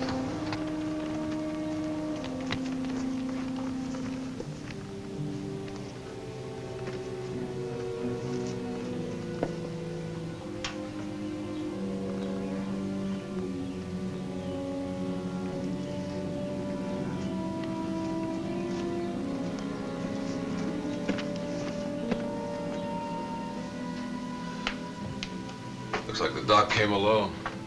Means your old man's in town, stirring up trouble for me.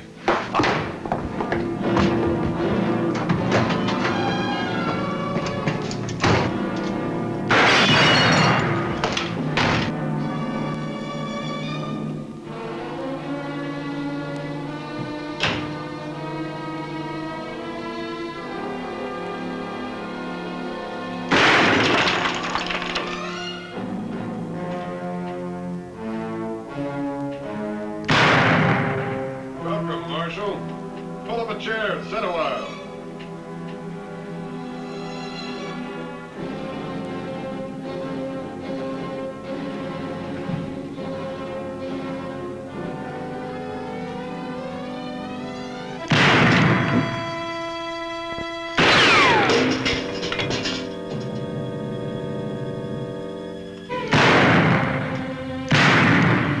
That was close, Marshal. Now here's one for you.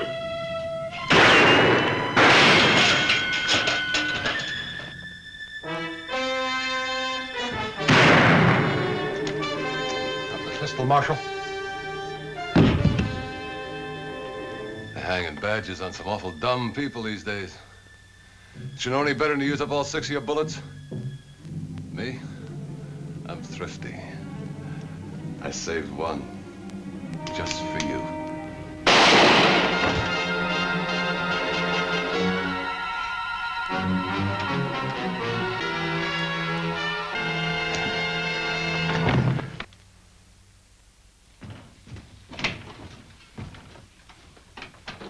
Everything's all fixed, Marshal. They're sending out a rig from the livery stable first thing tomorrow. That's good. What's the matter, Matt? You sound actually sorry you killed that man. I am. I'm sorry I had to kill him. But he was going to kill you. Doggonedest bad man since Marietta. You'll be famous, Marshal. For killing? There's no glory in that.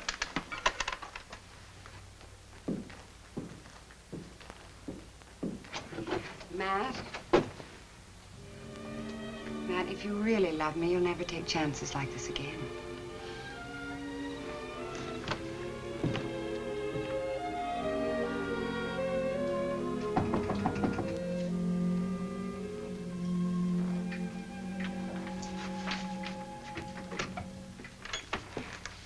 Darling. Wilma, will you do me a favor?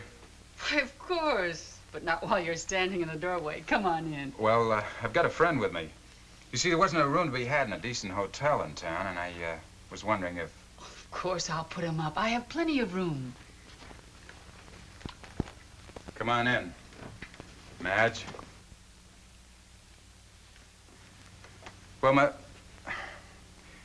Mrs. Fansler, meet Miss Dorset. Madge. How do you do? Hello. Miss Dorset, and, well, Madge and I, we... What Matt is trying to say is that I'm his fiancée. We're planning to be married. I had a hunch something horrible was going to happen to you on this trip. And instead you bring back this lovely young lady.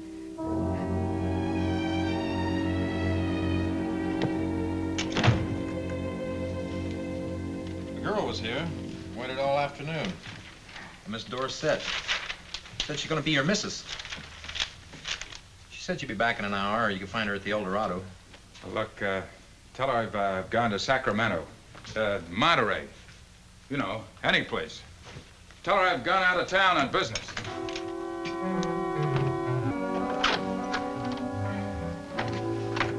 We've been in San Francisco a week. My uncle's in town to meet him, and I've hardly seen Matt. Where is he now? Well, I understand he's leading a raid on a nest of river pirates. Oh, couldn't that have waited? You don't raid river pirates by appointment. Oh, Matt's been acting so strangely. He doesn't even want to discuss the wedding. Mrs. Fansler. Please, call me Wilma. Wilma, I'm worried about Matt. I'm worried about us. I know, my dear. You're wondering if it's love or the circumstance of being thrown together. Well, in a way. And you're wondering if the man who seems so irresistible in tall timber will wear well at a Boston tea table. I was wondering if he'd like my friends. You're also wondering if you can get Matt to resign as marshal and take a job in your father's business. Well, naturally. Well, if you can get Matt within 100 miles of Boston, I'll be the most surprised gal west of the Rockies. His job seems more important to him than me. Well, he's not in love with his job. But he considers it's his duty. He's kind of dedicated to it. And a dedicated man doesn't make an ideal husband. He has split loyalties. Well, no husband of mine is going to have split loyalties. If I don't come... Matt, where have you been? We're not married yet, and already you're going away without kissing me goodbye or telling me where you're going or when you're coming back. Excuse me, but I just remembered something I forgot in Oh, my no, office. Matt, wait a minute, please.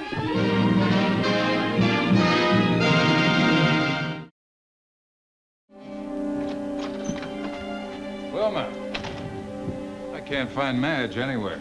Oh, she left you this note. I can't imagine what it says. Dearest Matt, although I'm awfully fond of you, I don't want to hurt your feelings, but I think it's best that we part. Shock must be terrible for you, my dear. Oh, it is. Indeed, it is.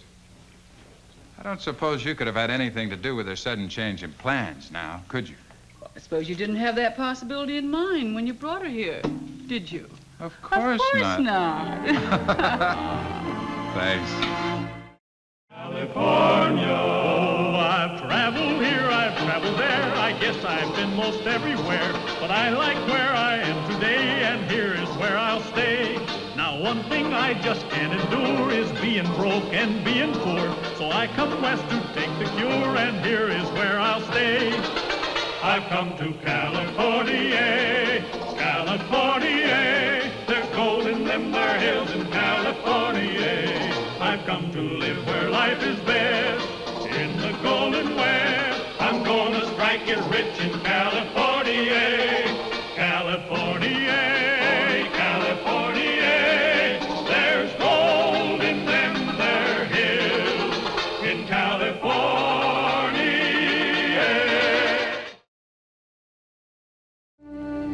San Francisco, 1854. Still a city of violence and sudden death. And yet, courts of justice were beginning to function. June 20th, 1854. A jury had convicted Charles Savage, Barbary Coast gang leader, of murder. Have you anything to say before sentence is passed upon you? I have quite a lot to say, sir. You may proceed. was a dead man when I entered this court. You, my judge, had prejudged me guilty. And you, Mr. Pitt, you who are known as the great defender, permitted yourself to be named my prosecutor. It was not prosecution, sir. It was persecution. And Mr. Wayne, the hangman's assistant who tracked me down like a beast. You, my judge. And you, my jury. And all of you who have brought this doom upon me. I hereby summon you one and all to appear before the assizes of the damned. You shall be hunted down to die as I have been hunted down to die. Silence, please. Have you finished? I have quite finished. Then you shall be taken hence to the place from whence you came, and thence to a place of lawful execution, where at a time prescribed by law, you shall be put to death by hanging. California, California, there's The Californians. California, I've come to live where life is best. In the Golden West, I'm gonna strike it rich in California. California.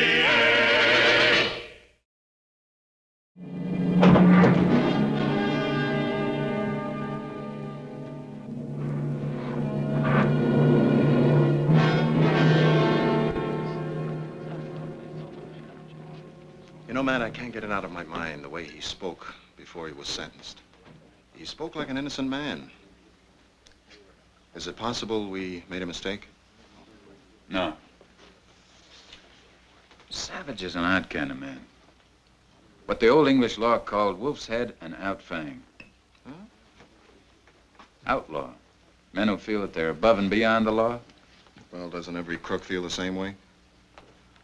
No, it's not the same thing. Your ordinary thief knows he's wrong, but men like Savage are convinced that what they're doing is right and society is wrong for stopping them. Marshal, Savage is gone. He killed the jailer and escaped.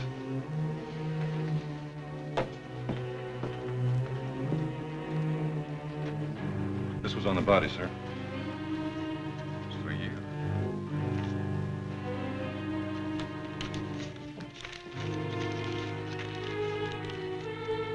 Walk carefully, Mr. Pitt. You may be next to face the assizes.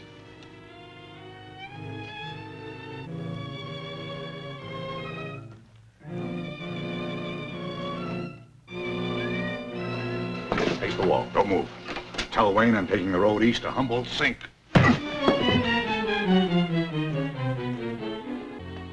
That's what he said, sir. He said he was going east to Humboldt Sink. He's trying to throw you off the trail, Matt. It's a trap. That's right. And I'm gonna nibble at the bait. All right, that's all, man. Well, then you better count me in, Matt. If he gets you, then I'm next. You wouldn't want to ride along just to help me, would you, Mr. Pitt? Shucks, no. You're not a very good liar. All right, we'll ride out in the morning. Good.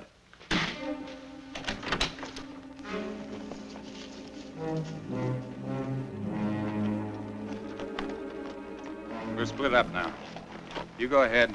I'll follow 300 or 400 yards behind. We're heading into dry country.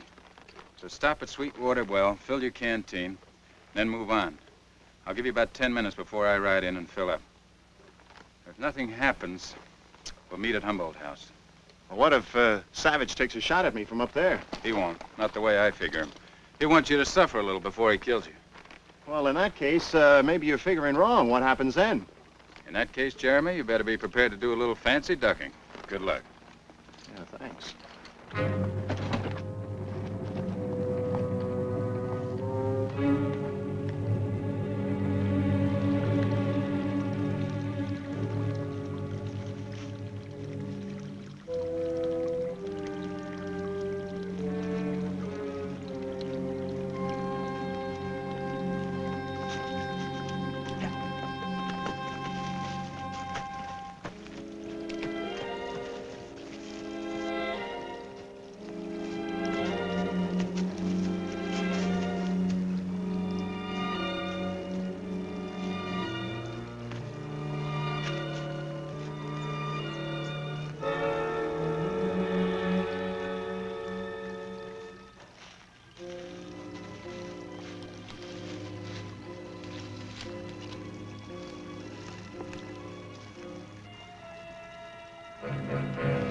Don't move, Mr. Wayne.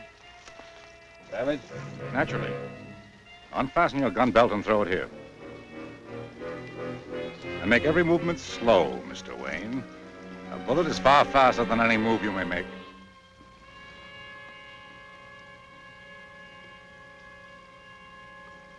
Now keep your back to me and sit down.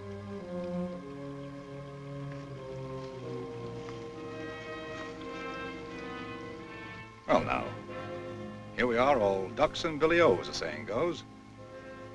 Mr. Wayne, I'm terribly happy that you accepted my invitation. Do you think I'd refuse? Of course not. You're a man of metal, Mr. Wayne. Although I must say your little stratagem was a bit childish. Mr. Pitt was hardly adequate bait. I watched the entire proceedings from the hills. Really, Mr. Wayne, you were like small boys playing a game. It brought you out of hiding, didn't it? But hardly the way you expected. No, Mr. Wayne, you fully expected me to make an attempt on Mr. Pitt, during which you would ride up like the Sheriff of Nottingham, rescuing Guy of Gisborne from the clutches of poor Robin Hood. Comparing yourself to Robin Hood? We have a lot in common, I think. Both wolf's heads. Oh, you are familiar with the law of Wolf's Head and Outfang. Yes, Mr. Wayne. I am Wolf's Head and Outfang, with every man's hand turned against me. And it's been that way with me since childhood. There have been many who sought to collect bounty on me, but their bones are drying in the sun, as will yours, Mr. Wayne. Get it over with, Savage. You don't think I mean to kill you here? That wouldn't be very sporting, would it? And I am a lover of sport, you know. I'll bet you are. Oh, indeed I am. Hunting, Mr. Wayne, there's sport for you. I've often thought that man would be a hunter's noblest game. The intelligent quarry, one that devises traps and ploys. The most dangerous game, and therefore the most sporting. Oh, we'll have a good run, you and I. Run? I'm going to hunt you. Savage, you're insane. Not at all. I'm going to hunt you down as you hunted me. I'm going to kill you, but not quickly. Not until you taste the full flavor of fear. Not until you have known, as I have, what it means to be hunted.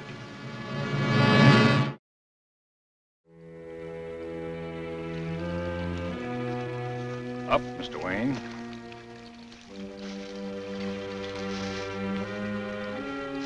You won't need your coat and hat. Take them off.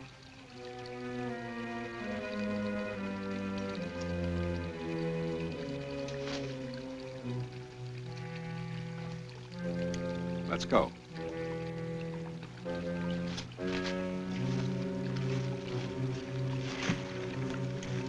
Pick it up.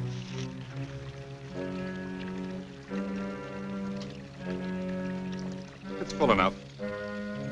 I'll give you half an hour, then I'll come after you. What if I don't feel like playing?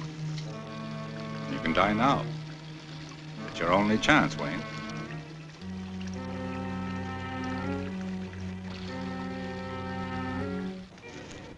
Oh, Wayne. Before you drink from that canteen, you should consider the possibility of its being poisoned.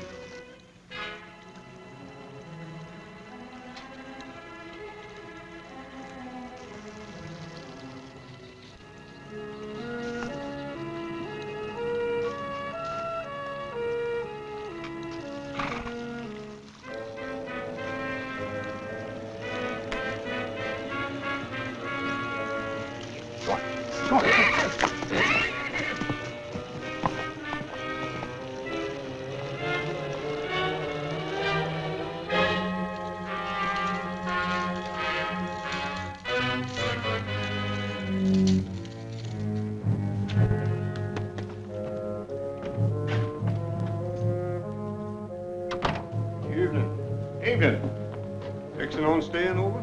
Oh, just waiting for a friend. Would you like to have some supper? Yeah, what have you got? Got some real nice venison stew. Well, bring it on.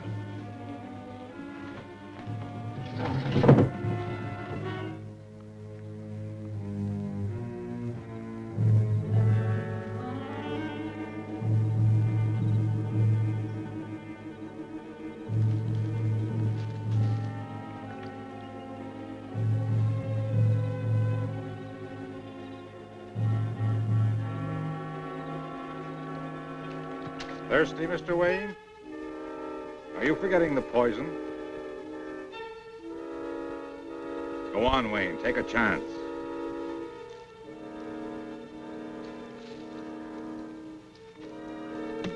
I'm disappointed in you. I thought you were a gambler. Perhaps it isn't poison. Come on out and show yourself. You'll see soon enough. It's no use, Wayne. You can't find me, but I can always find you.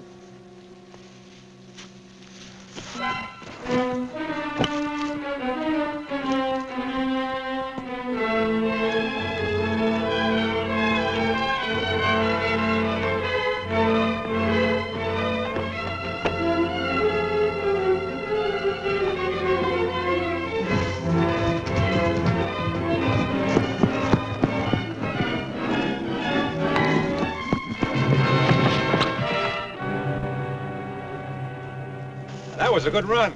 You're providing good sport, better than I expected. Now, that's a handy thing. Pick that up from the Argentine. I could have killed you with it. Why didn't you? I want to see you run some more. Drink? Oh, I forgot. You've got your own canteen. You better use it, Wayne. You look thirsty.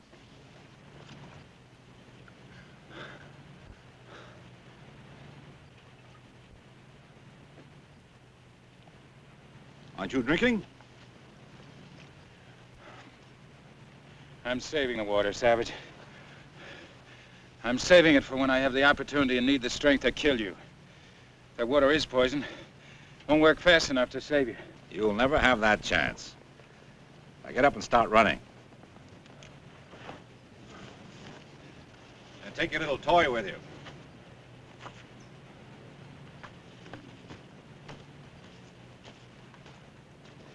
Run!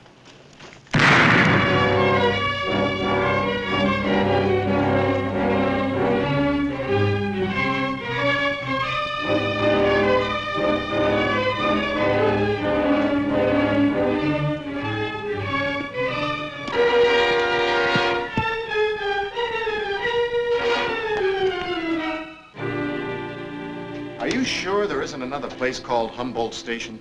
Well, if there be, I never heard of it. Well, is there another road from Sweetwater Well? Nope. Mister, if you're that worried about your friend, maybe you better start backtracking. Side of things can happen to a man in that country.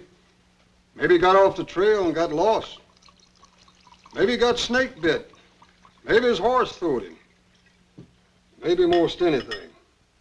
If you do go back, you better take lots of water. It's an awful dry trip.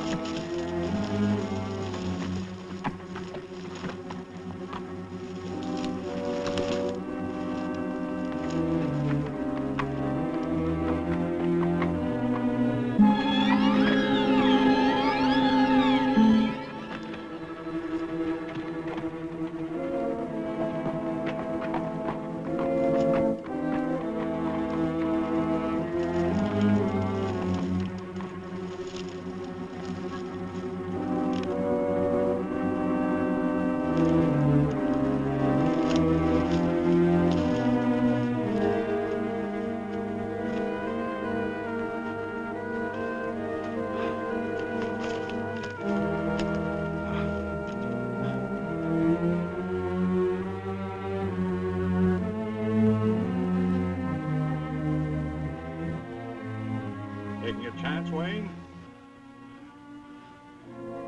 Or do you think poison is the easy way? What are you waiting for, Savage? Would you like me to end it now?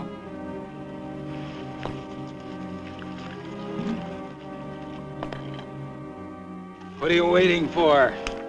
Beg, Wayne. Beg me to kill you. You'd like that, wouldn't you? You'll never hear me beg for my life or death from you. I was hoping you'd feel like that. After all, we haven't had our sport. So I'll let you live a little while longer.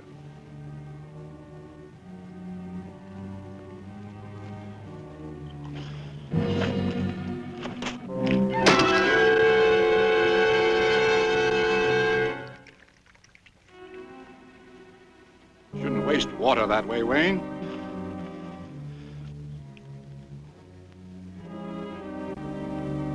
Not bad. Of course, I've seen better among Australian bushmen. I lived among them a year, you know. That's why your tricks amuse me. I study them all from experts. Now you haven't even that much, have you?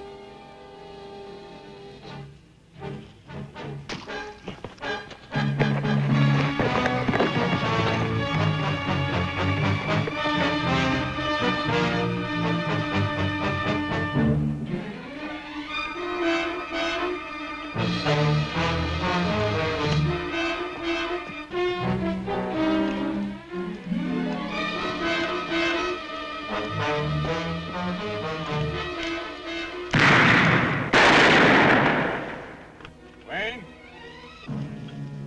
You hear me, Wayne? Come out. Come and get me. You haven't got a chance. I've got a gun, not even six. Not enough. Throw it out and come down. I'll make it easy for you. Be stubborn and you'll die slowly. Very slowly and very painfully. I'll take my chances. I warned you. I'm coming up.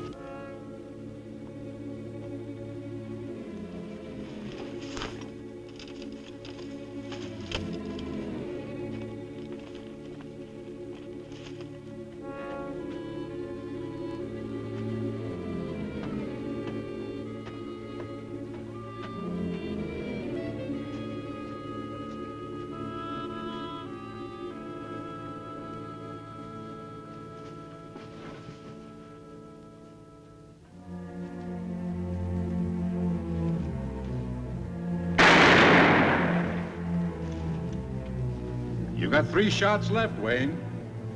You better save one for yourself. Come on up, Savage.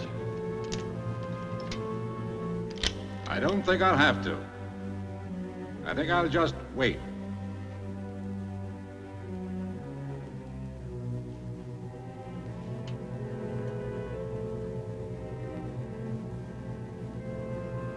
Wayne, I want to talk to you, Wayne.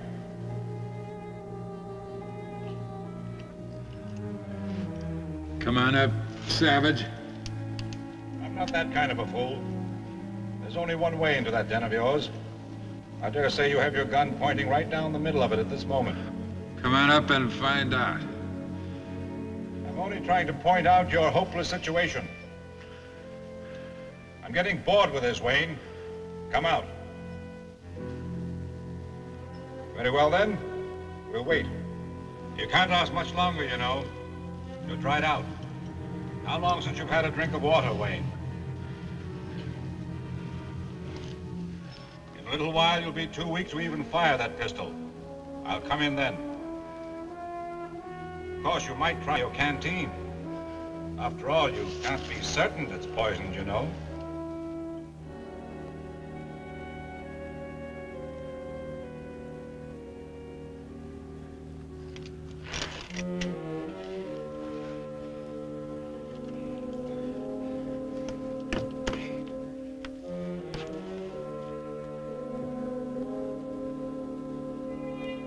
Wayne?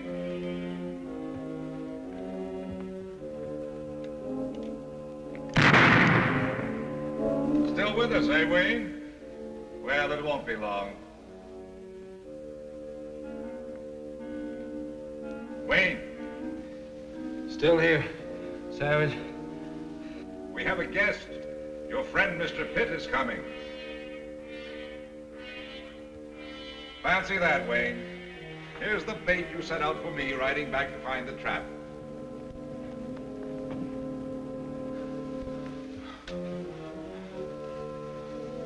Savage.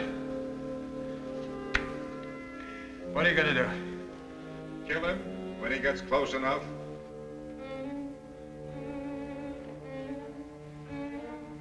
Savage, let him go. I'll give myself up. Not a chance, old boy. I have scores to even with Mr. Pitt. First him, then you.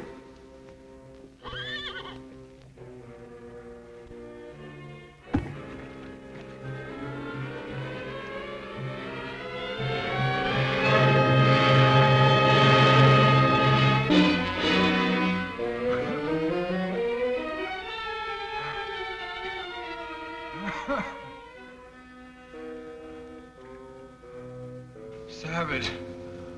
What is it, old boy? You were wrong about the water. It isn't poisoned. That's right. Capital joke, wasn't it? Very funny. I nearly died laughing watching you struggle across the dry lands with a full canteen you didn't dare touch. Now what are you going to do? Savage, I'm coming out and kill you. I've got 2 shots left, remember? You won't make 2 steps before I drill you. I'm coming to get you, Savage.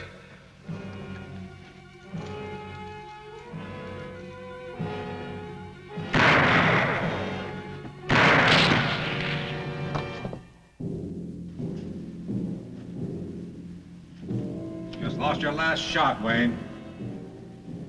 I'm coming in.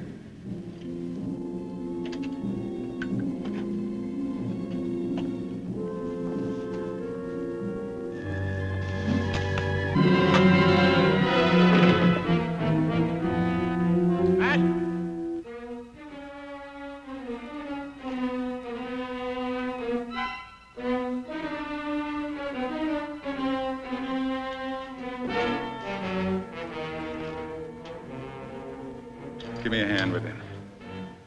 He's got a date with a rope.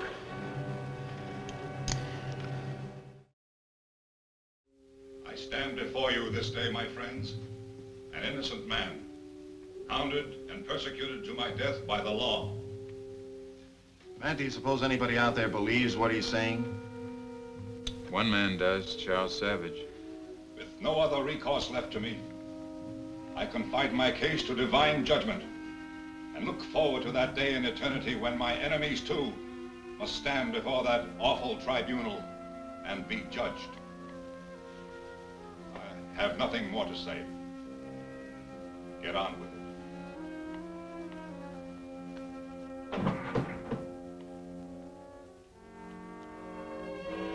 He remained true to form right to the end.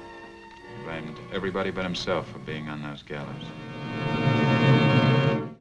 California. Oh, I've traveled here, I've traveled there. I guess I've been most everywhere. But I like where I am today, and here is where I'll stay.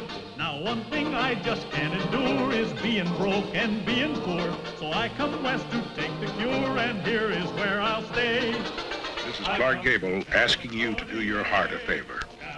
Help your heart fund. Help your heart. California, I've come to live where life is best. In the Golden West, I'm gonna strike it rich in California. California, California, there's gold in them there hills in California.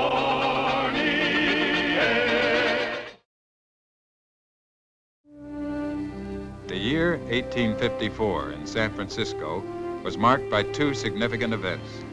Crime was on the upsurge, and the city marshal appointed the first female peace officer in the recorded history of the West. Evening, Mrs. Fansler. Good evening. Marshal. Hello, Montgomery. I suppose you heard what happened to that gold shipment from Grass Valley intended for my bank. Yes, I did. That's the 4th robbery in this area in a month. What do you propose to do about it? I'm sorry, but that's out of my jurisdiction. They may have been planned here. Have you taken that into consideration? I have. But so far, it's only a theory. In the meantime, the food is getting cold and I'm hungry. I'm sorry, Mrs. Fansler. See you later, Marshal. been weeks since we've been together, Matt. Will you please put away your marshal badge and let's keep it social, huh? You can begin by mentioning my new gown. As a matter of fact, I was just going to say how beautiful a candlelight shines through your hair, through your eyes.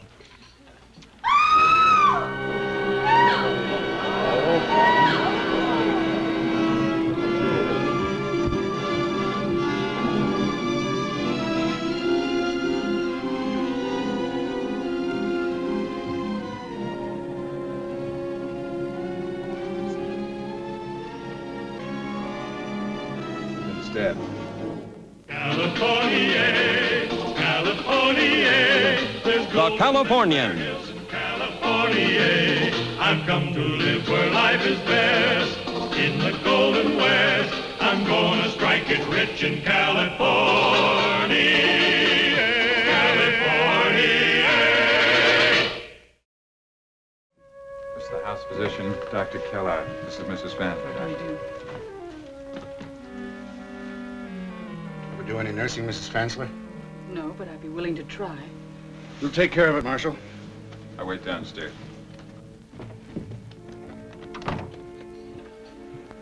How is she? Lucky to be alive. That knife just missed her heart. Did you find out who she is? She's registered as Lorraine Lathrop from Monterey. In that case, she's up to no good. You suspect every pretty woman of being up to no good. 9 times out of 10, I've been right. Remember that red-headed, long-legged gal from New Orleans?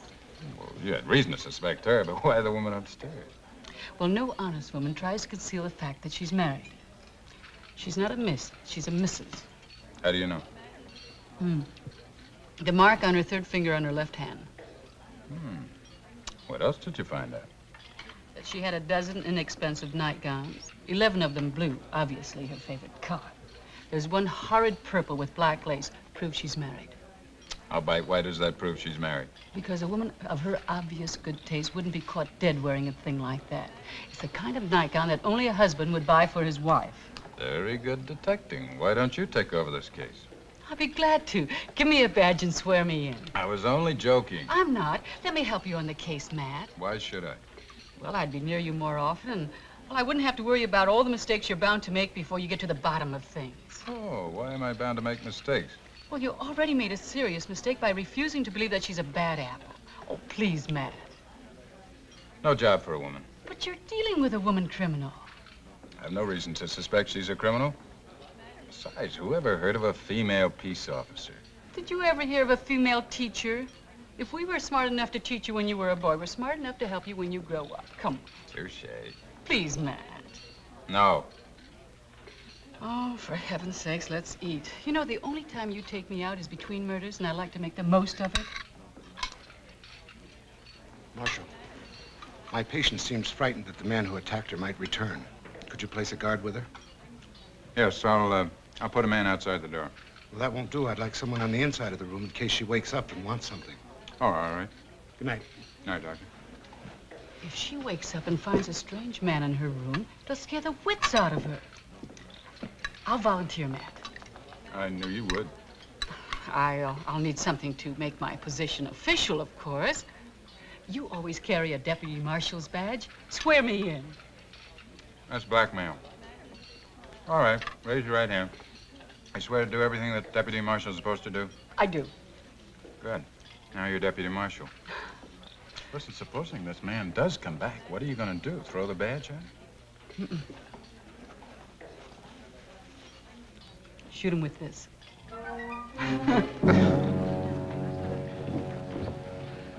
Hello, Marshal. Oh, Doctor. This is Dr. Bender. I called him in for a consultation about Miss Lathrop. How do you do, Doctor? Not that it was necessary. I never saw a wound so skillfully treated. Good. Oh, is it all right for me to talk to her? But Mrs. Fansler will permit it. Since when is she giving orders? Ever since you made her a deputy marshal?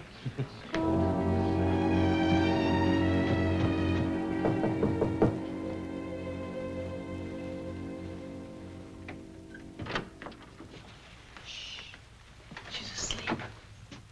Did she talk to you? No, she seems feverish. What is it?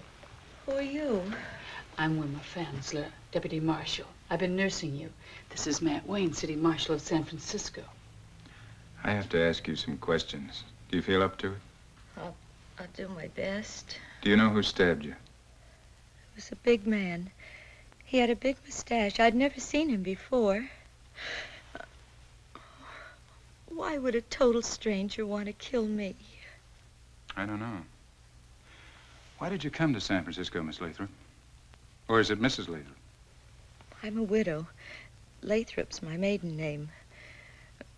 My husband died 6 months ago, and I sold the vineyard near Monterey and came here to...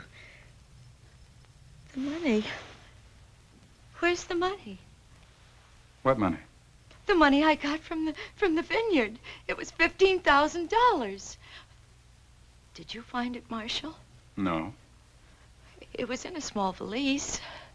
Where did you leave it? I can't remember. In the closet. That's it, in the closet.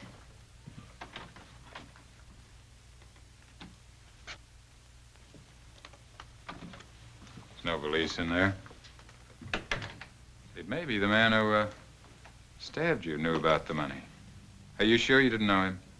No, but I'm sure I'd recognize him if I ever saw him again. Oh, please find him. Find my money. It was my whole future. Now relax. You better go, Matt. I'll take charge here. All right. Yeah, don't take that badge too serious.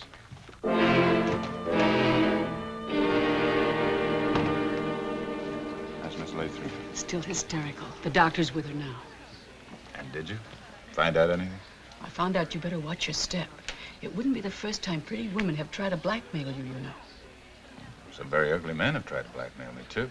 Why pick on Lorraine Lathrop? She's trying to hide something. She lied about her husband being dead. I know. Oh, sure. Because no married woman would pack a purple nightgown with black lace unless she was married and up to something. Well, that's not the only thing. She knows Dr. Kellogg. What of it? Well, she's supposed to be a stranger in town. She wakes up from a horrible experience, sees a man standing over her, smiles and says, "Hello, doctor."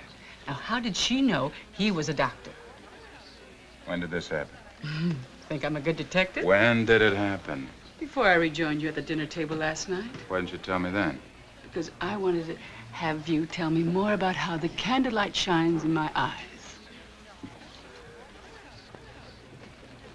Well, hello, Doctor. We were just talking about you. Nothing bad, I hope. Just what is there between you and that Lathrop woman, Doctor? Now, what right do you have to ask that? Well, I'm a deputy marshal, remember? I think you're concealing something. You and that woman are old friends, aren't you? Certainly not. Then why did she smile at you? And how does she know that you're a doctor? Because she'd been in my office earlier in the day complaining of a headache. Anything else? Doctor, how is Miss Lathrop? Well, she's in a bad way, Marshal. Still thinks the man who attacked her might come back. She wants to see you. Good night. Mad at me? Fine peace officer you are. Don't you realize if Dr. Kellogg is a valid suspect, you've tipped your hand. Well, I was only trying to help you.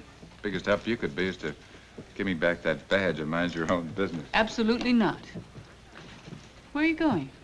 See Miss Lathrop. Well, you better not. She's setting a snare for you. Mark my words, Matt.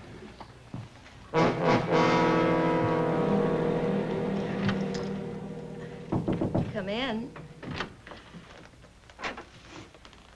Feeling any better? Terrible.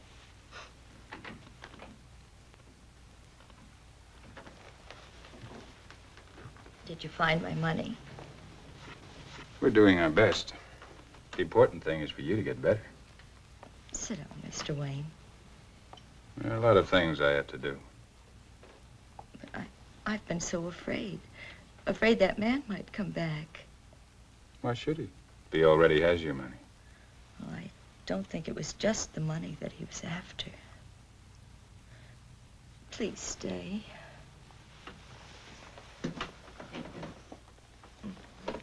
I'm not afraid anymore.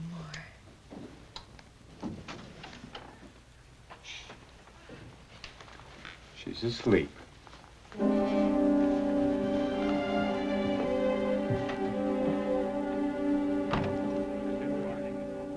Well, hello, Matt. How's your lady friend, Lathrop? Completely recovered. In addition to which, she is not my lady friend. I'm just trying to get $15,000 back for her. You know that. Well, how do you know she ever had that much money? I saw the bill of sale from the vineyard she sold. Besides, do you really think that a woman would stab herself, almost fatally, for the privilege of meeting me? Any woman who'd want something bad enough would be willing to stand a little pain, especially if she knew there was a doctor across the hall to save her life. You know something, that badge is going to your head. What would anybody want that badly? I don't know. But maybe you're going to find out. Well, hello, Miss Lathrop. Good to see you looking so well. Hello, Marshal. Mrs. Fansler. Would you do me a favor, Mr. Wayne? Oh, he'd be delighted. Wouldn't you, Matt? I'm going back home, to Monterey. And I know it sounds silly of me, but I'm really afraid. I think I see that man who stabbed me in every doorway. Would it be too much trouble for you to escort me over to the stage depot? I'd be glad to. Matt. Don't do it. I don't trust her. I've got a feeling.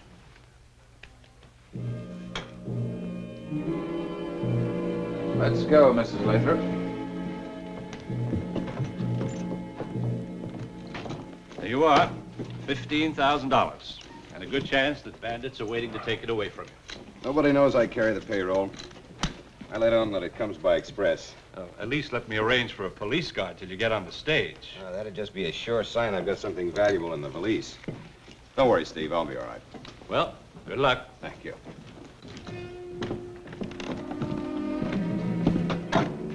What's the matter? Why, there's the man that stabbed me.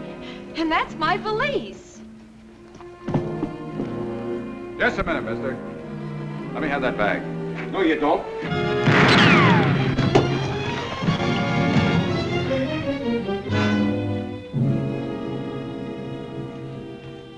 Will he pull through, Doctor?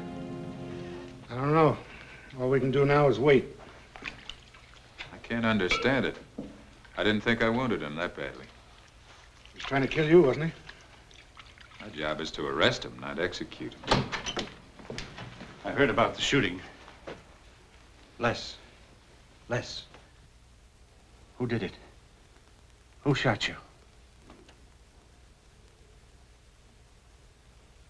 He shot me. You'd all better clear out of here.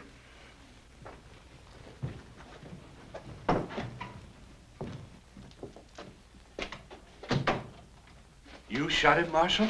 Why? He was pointed out to me as a thief. I went to arrest him and he drew a gun. But he was only defending his property. Obviously, he thought you were a bandit. Who is he? Les Lane, superintendent of a mine in Grass Valley. He just drew $15,000 from my bank for his payroll this afternoon. Was the money in a brown valise? Yes. What did you do with it? I gave it to Miss Lathrop, that's all. The woman who was stabbed? Why? I thought it was stolen from her. Before I opened it down the police station, she described it in detail, down to a patch in the lining. I'm really proud of myself. I shoot an innocent man, rob him, turn the loot over to a woman who has me fooled all the way. Now the point is, what are you going to do? Let's go to the Bella Union Hotel first.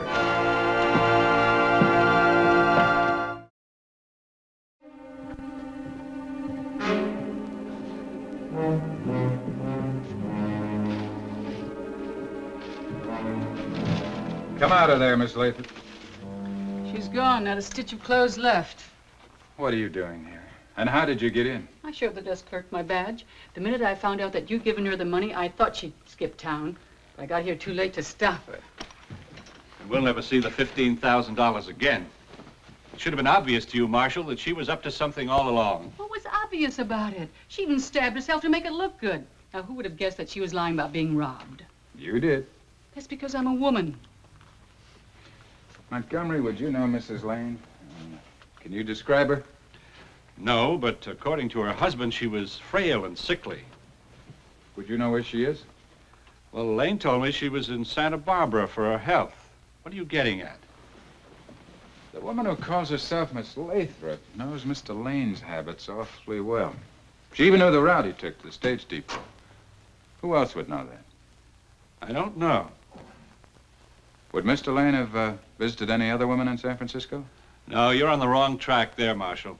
He loved his wife too much for that. The purple nightgown, Matt. She left it behind. What's that supposed to mean? Well, in my opinion, he was alive when she packed it. And she left it behind because she doesn't think that he'll ever ask her what happened to it. She thinks he's dead. That woman is Mrs. Lane. I told you not to trust her, Matt.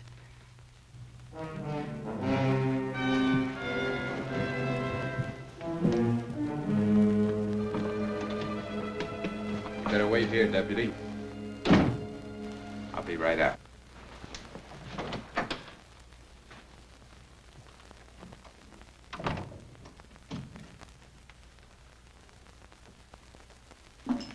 How is he, Doctor? I'm losing him, Matt. I called in Dr. Bender. I'm afraid we waited too long.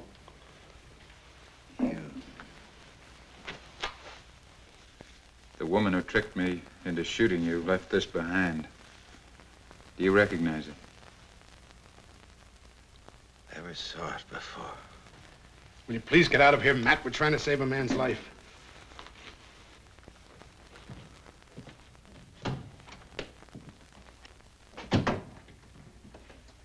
Well, that settles that. The woman I'm looking for is not Mrs. Lane. Something's wrong. Everything's wrong. Your feminine intuition and my common sense. For lack of it, I shot an innocent man and helped steal $15,000.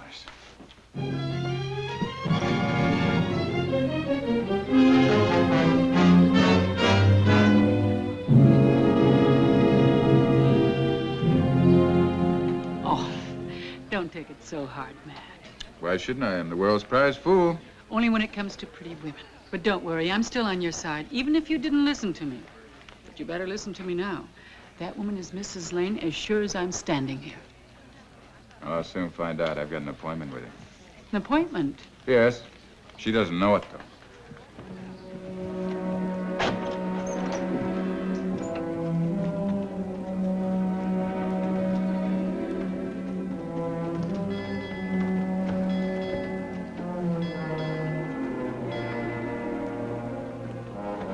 Going somewhere, Miss Lathrop? Well, how did you find me here? Well, this is the only ship out of here tonight. If you don't mind, I'll take that valise. Oh, I do mind. But I'll split what's in it with you. I want it all. Well, all right, if you insist. We'll spend it together in Honolulu. Just you and I. What about the man who helped you get it? Nobody helped me but you, Marshal, dear. You didn't stab yourself. Somebody did it for you. Somebody who knew that there was a doctor across the hall and that I was downstairs in the dining room. Who is he? I'm not going to tell you. If you put me in jail, I'll need him to help get me out. But you're not going to put me in jail, are you?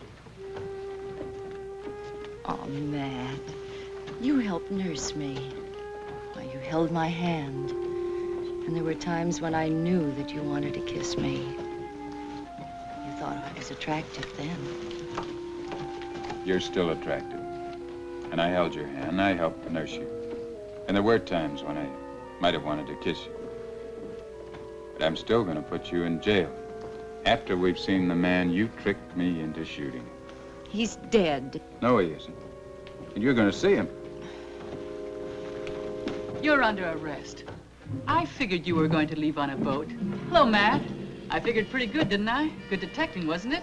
I don't know how I ever got along without you. Hello, Marshal. We pulled Mr. Lane through. I'm taking him to his hotel. Where's my money, Marshal? I've got it. Also, the woman who tricked me into shooting you. Bring her in. Miss Lathrop. Mrs. Lane to you, Doctor. Now, aren't you sorry you saved my life? All the time I thought you were in Santa Barbara. Sick. I was sick. Sick of you. You wanted me dead. Well, it isn't my fault you're not. For a marshal, you're an awful poor shot, Mr. Wayne. You're right. I didn't mean to wound your husband so badly. Who was in this with you, Mrs. Lane? Nobody. Did you buy this nightgown yourself? I should say not. I wouldn't wear that thing to a dog fight. I told you so, Matt. Who bought it for you? I can't remember. Huh?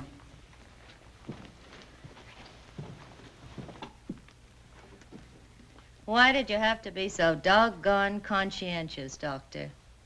Why didn't you let him die? Well, she's tucked in for the night. All you have to do is to find the man who helped her make a fool out of you. What makes you so sure it's a man? Only a man would buy that nightgown. All you have to do is find him. All right, Deputy. How?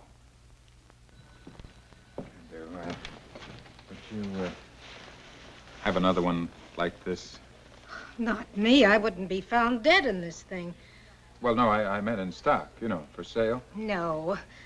But Madame Mitzi down the street imported a whole bunch of those from China. China? Madame Mitzi. Oh, thanks.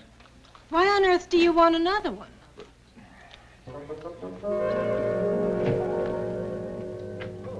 What can I do for you, Mrs. Fansler? You can come with me. You're under arrest for conspiracy to rob Les Lane. Oh, I know you didn't want his money, but you wanted his wife, and that amounts to the same thing. I saved Mr. Lane's life. You know, I've been thinking about that. I got a hunch that that wound was just what Matt intended it to be, a minor one. But you almost let Mr. Lane bleed to death. Then why didn't I go through with it?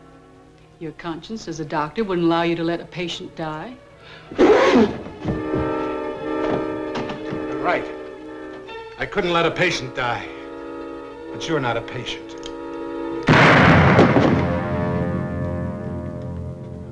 Thought I told you to wait in the wagon.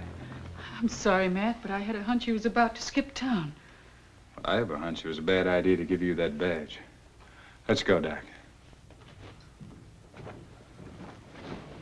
How are you going to prove that I conspired with Miss Lathrop? Madame Mitzi will prove it. She'll never forget you buying this nightgown.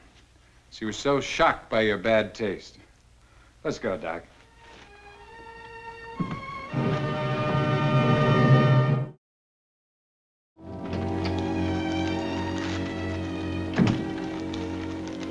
We make a pretty good team, you and me, don't we? Mm-hmm. That reminds me, I gotta take that badge back. You firing me? Look, I admit that I butted in. I didn't obey orders, but I was right all along, wasn't I? Yes, you were right all along. And I take my hat off to you. But the city council has decided that San Francisco is not ready for a female peace officer. However, I hope this will make you happy. What is it? A purple nightgown with black lace. California. Oh, I've traveled here, I've traveled there. I guess I've been most everywhere. But I like where I am today, and here is where I'll stay. Now, one thing I just can't endure is being broke and being poor. So I come west to take the cure, and here is where I'll stay. I've come to California, California. There's gold in them there hills in California. I've come to live where life is best, in the Golden West. I'm gonna strike it rich in California, California, California. There's gold in them there hills in California.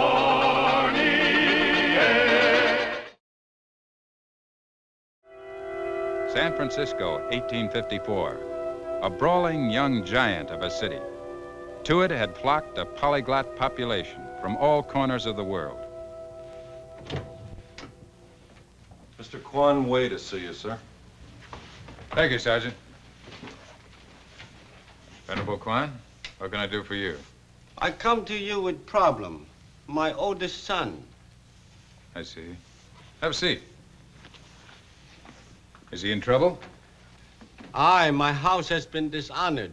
He is wicked and incorrigible and unwilling to listen to the voice of age.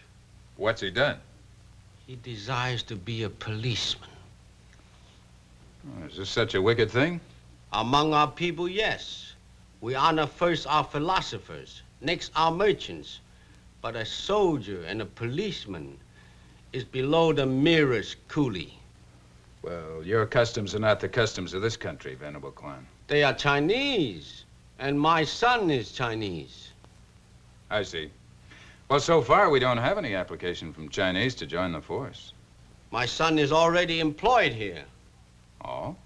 Come forth, miserable youth. Charlie? Well, I can't interfere in a family matter, Quan.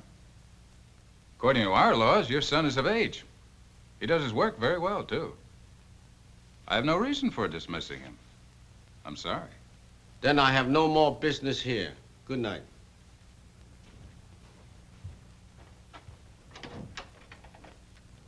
He had no right to come. He still follows the old customs, Charlie. Those customs have no business in this country. We must be like other people here. I want to be an American, and I'm going to be one. Don't you worry. It'll happen in time. I guess you better finish up. Yes, sir. Gehagen. The Shafton gang is going to break in the Pacific warehouse tonight.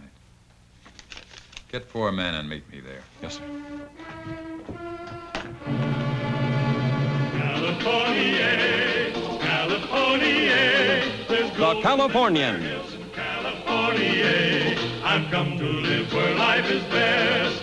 In the Golden West, I'm gonna strike it rich in California.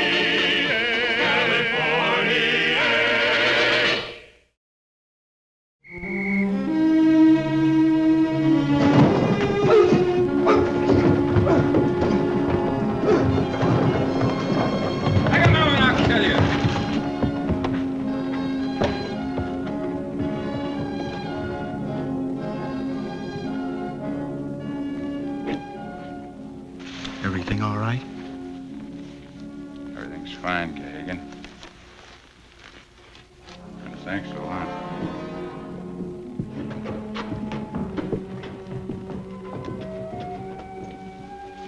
Fine credit to their mothers.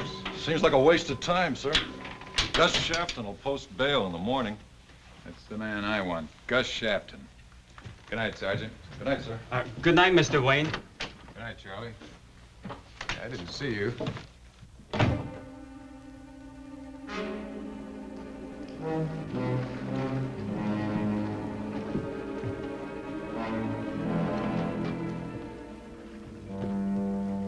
They was waiting for us when we broke in. We didn't have a chance. They had half a police platoon inside and the other half outside. Shafton, you said nothing could happen on this job. That's what you said. I said nothing of the kind. I said it was a well-planned job. Then what tripped it? I think we have an informer in our midst. Someone is talking to Wayne. Who? That's what we have to learn from Mr. Wayne. Sure, we just go up and say, how about it, Wayne? Who's the informer, huh? Not quite.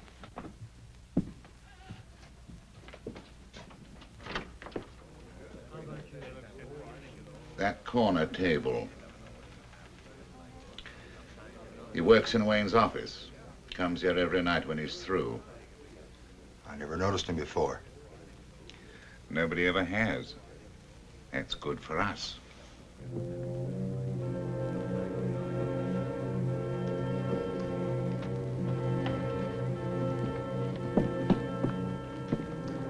Steady, friend.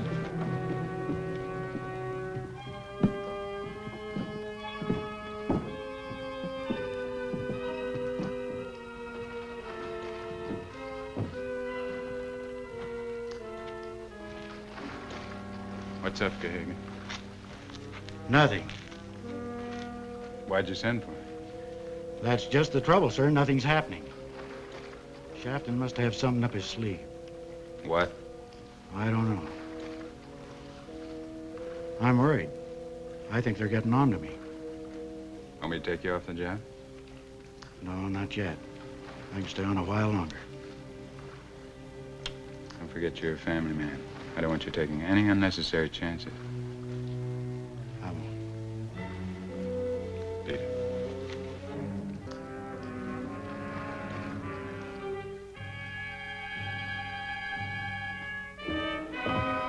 Top of the morning, friend.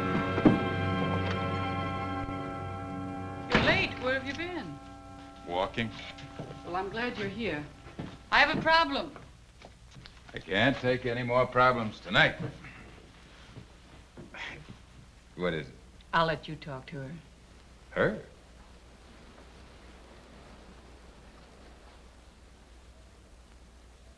Matt, this is May's son. Hello, Mason. Mrs. Spencer tells me you have a problem. Why don't you sit down and tell me about it? I have a friend.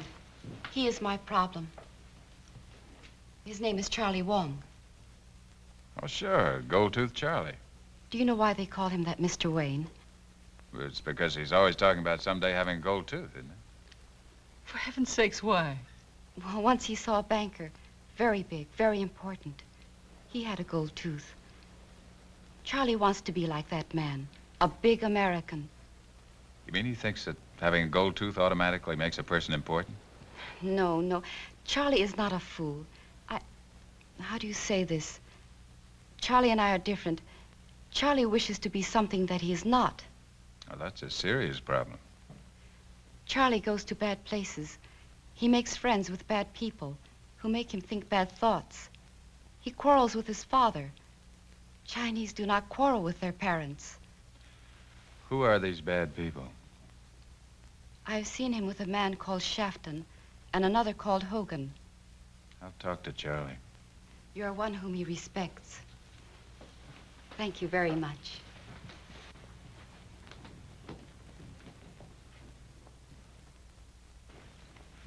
I don't like this business of the boys seeing Shafton and Hogan. Are you leaving? I'm just going to have a look around. Matt, we had a date tonight. You promised me. Well, as the saying goes, first things first. Night, Wilma. Two pair? You win. You know, Charlie, a smart young fellow like you could make lots of money. Trick yourself up real handsome. Get you gold watch and a chain with an elk tooth to dangle. Get you a $30 hat. Brand new pair of boots. Get you a gold tooth. Make you look like a real man, Charlie. How do I make such money? Like I told you before, have a little talk with Shafton. Oh, well, Mr. Wayne does not like Mr. Shafton. He would be very angry. You think that Wayne's your friend, huh? Let me tell you something, Charlie. You don't mean nothing to Matt Wayne. He is a very fine gentleman. He is my friend. Sure. Buys you drinks, don't he? Sits down and plays cards with you, don't he? Takes you out and introduces you to all of his friends, don't he? You bet he don't. I'm your friend, Charlie, not him.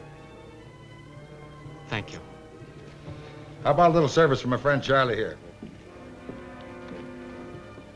Take a good look at this kid, pal. This is Charlie Kwan. Real straight guy and my good friend. You are very nice. Nice like a pit full of rattlesnakes. What are you doing with Charlie Wan? It is all right, Mr. Wayne. Mr. Hogan is my friend. I'll talk to you later. You stay away from this boy. Why don't you let him pick his own company, Wayne? 'Cause I hate to see a decent boy get mixed up with a thief, a crimp, and a killer. Let's go, Charlie. Please, sir. I do not like to be handled.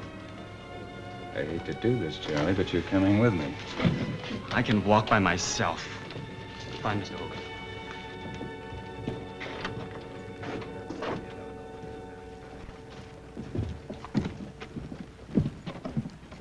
This is my house. Good night, Charlie. Thank you, Marshal Wayne. It was so very nice of you. Good night. You are late again, my son. I had work to do. A policeman brought you home. What have you done? Nothing. Why do you ask? Don't use that tone with me. I am your father. That is something for me to regret. Don't ever say that to me. Strike again and I will strike back. Have you forgotten our ways? Your ways, not mine. Ours. The ways of our people.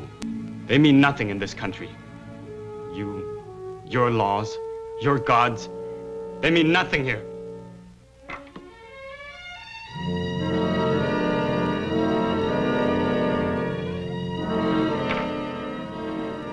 So much for your customs. They are mine no longer. Leave my house. I can't go fast enough.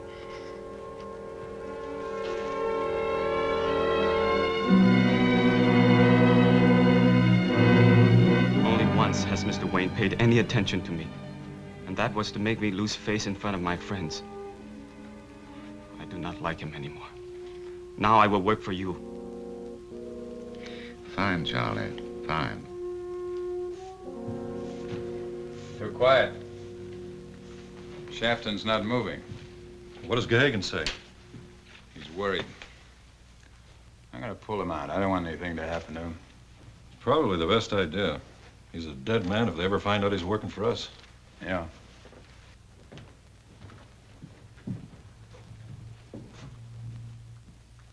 Hello, Charlie. Hello, Mr. Wayne. Well, you finally got the gold tooth. Yes. It is very nice. Very expensive. Very expensive. Who paid for it? I worked. I saved. I bet you did. Right, Charlie. Gahagan. It's Gahagan. Gahagan's the informer.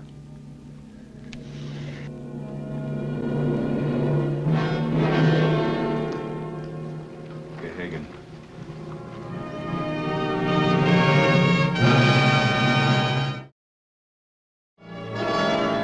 Nobody knew about Gahagan but you and I. Did you talk? No, sir. Not a whisper, not even to your wife? No, sir. Gahagan was worried.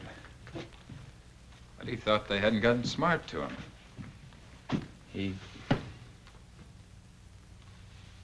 figured he had about another 2 weeks left. What is it, sir? Charlie Wong was here yesterday. He heard us talking about Gahagan. That gold-toothed weasel was here, and we never even noticed him. You think it was Charlie that talked? I'm sure of it. Bring him in. Yes, sir.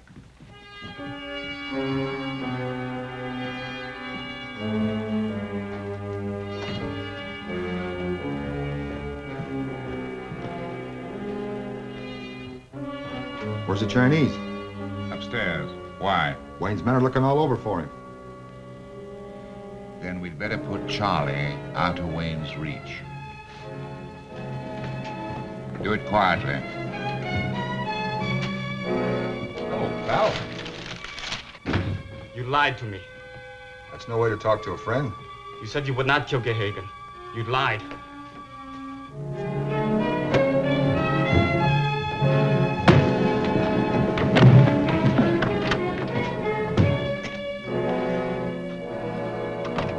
No sign of him. Chinatown? Chinatown, too. Those people won't talk. Even if they knew where Charlie was, they wouldn't talk. What about his father? He said Charlie left home a couple of days ago. You believe him? From the way he was talking, I had to. He's sore as a boil at Charlie. I think Shafton's probably got him. Oh, if he has, Charlie's not long for this world. Shafton would kill him just to shut him up. Maybe that wouldn't be such a bad thing at that. I want Charlie. I gotta have him alive long enough to find out who killed Gahagan. I think if we find Shafton, we've got our man. I've had the boys running every street and alley in San Francisco. He ain't to be found. You're a blundering fool. If Wayne gets him, we'll all swing for Gahagan's murder. Where could he go? Who could he find to hide him? Chinatown. Didn't he have a girl? Yeah, she works at the El Dorado. Have somebody watch the El Dorado. He may try to reach her.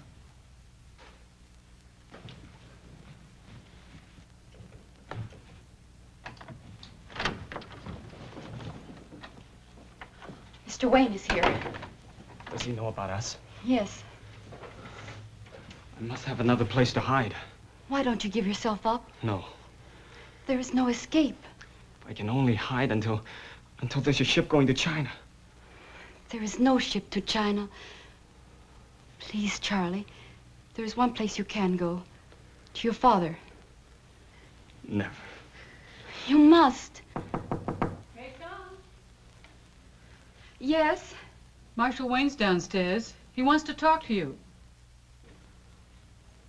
I will come at once.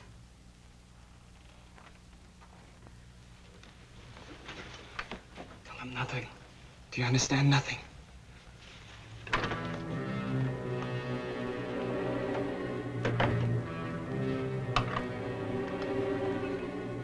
You still say you haven't seen Charlie Wang at all? No, I haven't seen him. You're lying. Just a minute. Stay out of this, Wilma. I will not stay out of this. You've been badgering this girl for an hour. This is police business. What's the matter with you, Matt? You've never acted like this before. Let me tell you about Gahagan. Gahagan was a policeman. Nobody knew he was a policeman. Didn't wear a uniform. He lived with thieves. Acted like a thief. Pulled a few jobs so the thieves would think he was one of them. But his information helped me break up 2 gangs. He was working on the 3rd gang when I got to him. It has nothing to do with May and Charlie. Oh, wait. Let me finish. Gahagan was one of the bravest men I've ever known. He knew his life was in immediate danger, but he wanted to finish the assignment. He wouldn't let me take him off the case. I should have, but I didn't. So for the rest of my life, I'll have Gahagan, his wife, and his children on my conscience. Well, Mason, your Charlie Wang had something to do with Gahagan's death. If I find him, and he tells me who had my man killed, I'll give him every chance. But if I don't find him, those others will. And they won't give him a chance. They'll kill him. He's upstairs, in my room.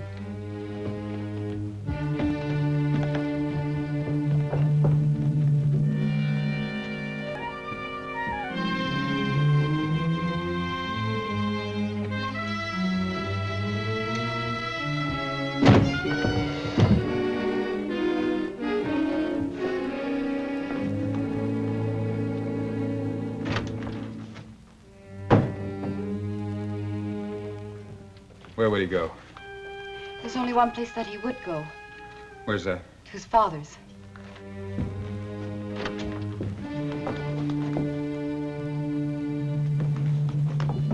You have committed many crimes and cost me much face. Now you come to me for shelter. But I am your son. Yes, my son. And sometimes I regret it. Please forgive me, Father.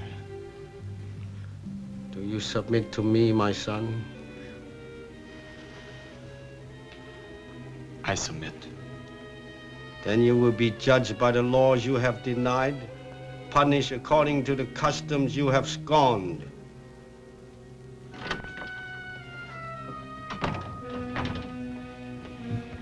We found Charlie. He's down in Chinatown. He went back to his old man.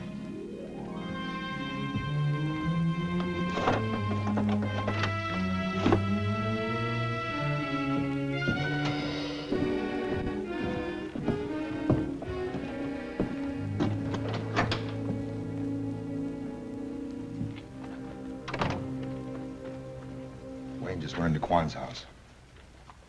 Told you we should have busted in. We'd never get out alive. Every Chinese in the district would jump us.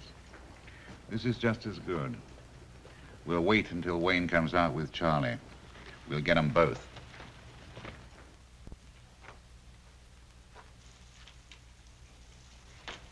Why does head of police honor my poor house? I want your son. Your men already been here. My son not here then. He is now. Have my son committed some crime? He's involved in crime. Then it is my duty to punish him, since I am his father. Your duty is to turn him over to the police. Why? His punishment will be severe, perhaps more severe than any by your law. We'll leave that to the courts, Quan. Any way I want him. You cannot have him. My son is Chinese. He will be judged by our customs and law. He was born in this country. That makes him an American. A wren is hatched in an eagle's nest. Does that make eagle of a wren? My son is Chinese. Now listen to me, Quan. I want your son to give me the names of men who committed a murder. And then? If he's involved in the murder, Naturally, he'll be punished. Will you hang him? If he's guilty of murder, he'll be hanged.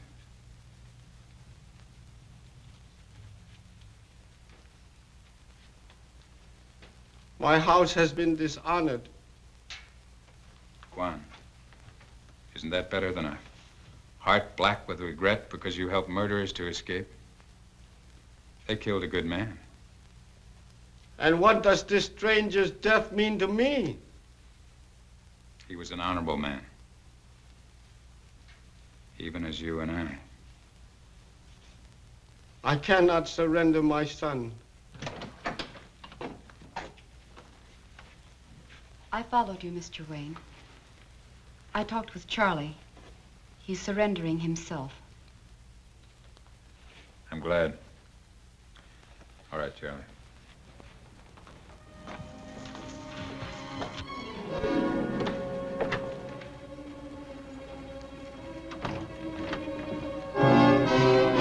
Mr. Wayne, look out!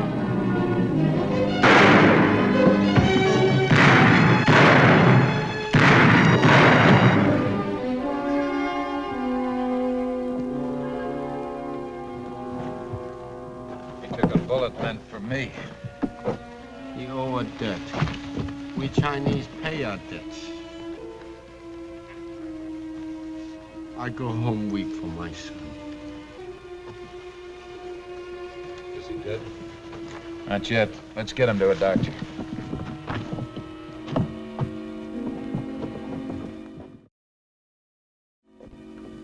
Take him out of here, Mei-sung. The law's giving him another chance.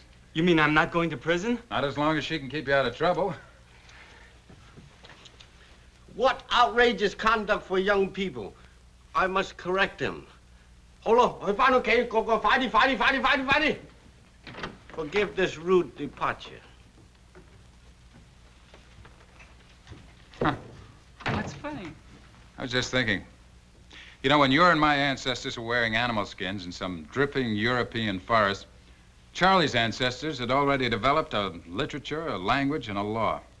What about it? If more people lived by Chinese law, I'd be out of a job. Incidentally, I have the rest of the day off, and I'm going to devote it all to you. Oh, I'm sorry, Matt, but I have another engagement. Are you ready, Wilma? As the saying goes, first things first. Bye.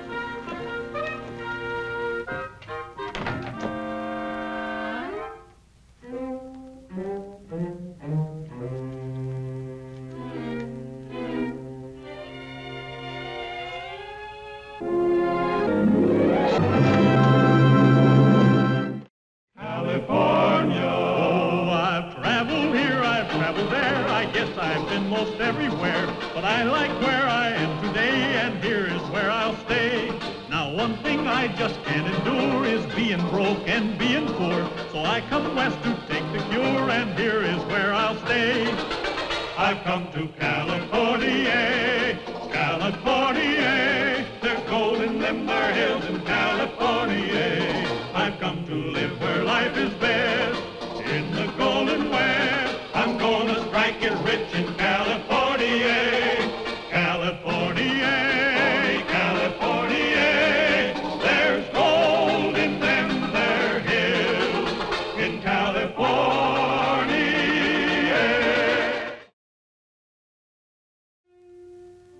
California, 1854. Still a land of boom and bust, with gold still buried in the hills, and plenty of men to find it. It was the land of greed and folly, as gold-hungry men stampeded from one digging to another. This was one of the wildest camps. A strike on Misery Creek built a small town out of the wilderness in a matter of days. Been on the trail 2 days. Need a place to sleep. A place to keep these two men overnight. Who are you? Matt Wayne, City Marshal of San Francisco. This ain't no jail, mister. And what's more, we don't have no jails around this place. Light down, Marshal. I reckon we can fix you up. Oh, Shorty, take Marshal Wayne around the back and tell the boy to fix him up with a bite of supper. And put these two hombres down in the root cellar. It's a good, strong cellar with a good, strong door, Marshal. I reckon they'll be safe. Who are they? This man's Corbett. His partner's Hastings. They held up a stagecoach. Killed 2 men. All right, men, get down. Better lock them up good, Shorty. They look dangerous. Marshal, you go along with Shorty.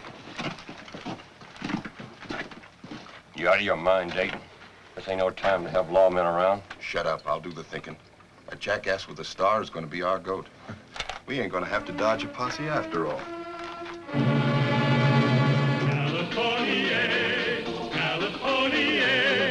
The Californians. California, I've come to live where life is best. In the Golden West, I'm gonna strike it rich in California. California.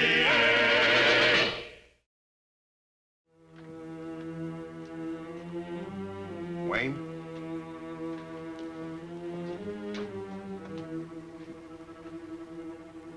Marshal Wayne. What he got with his supper will keep him asleep till morning. Come on.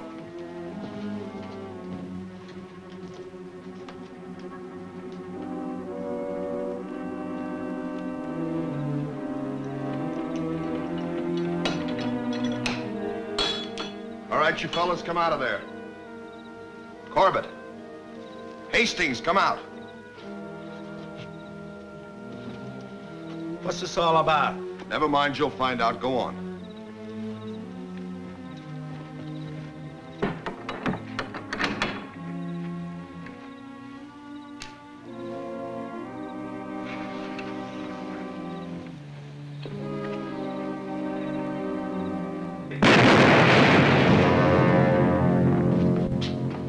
Get up.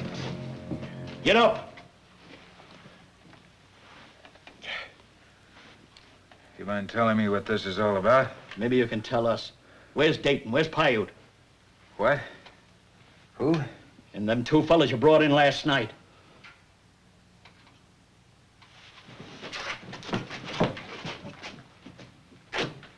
Put that thing away.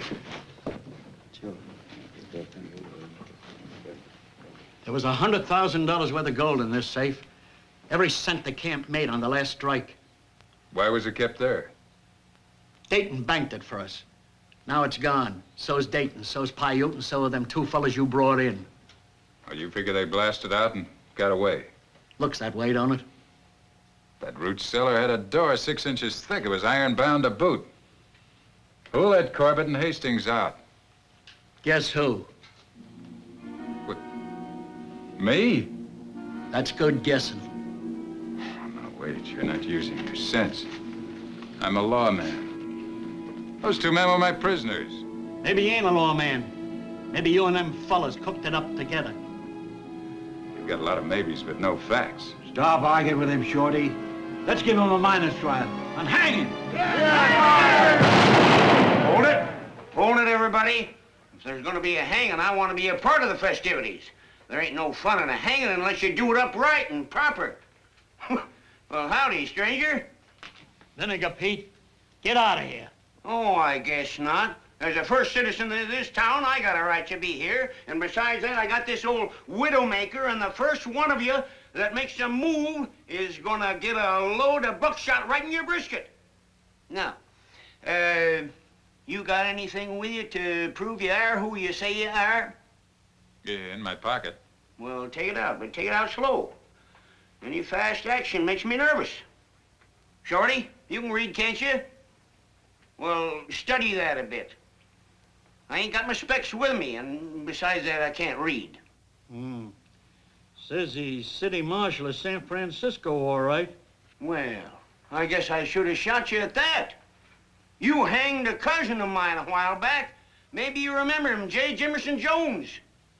I remember him. Well, I'm Vinegar Pete Jones. J. Jimerson was a tricky old coot. Maybe he deserved a hanging. Turn the man loose, boys. Not on your life. Let's go again.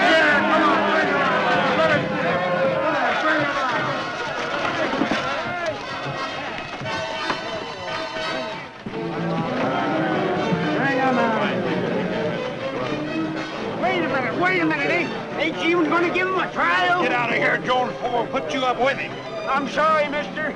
Give my best regards to Cousin Jay Jimerson when you see him. All right, boys, haul away. Wait a minute, wait a minute. Look, look.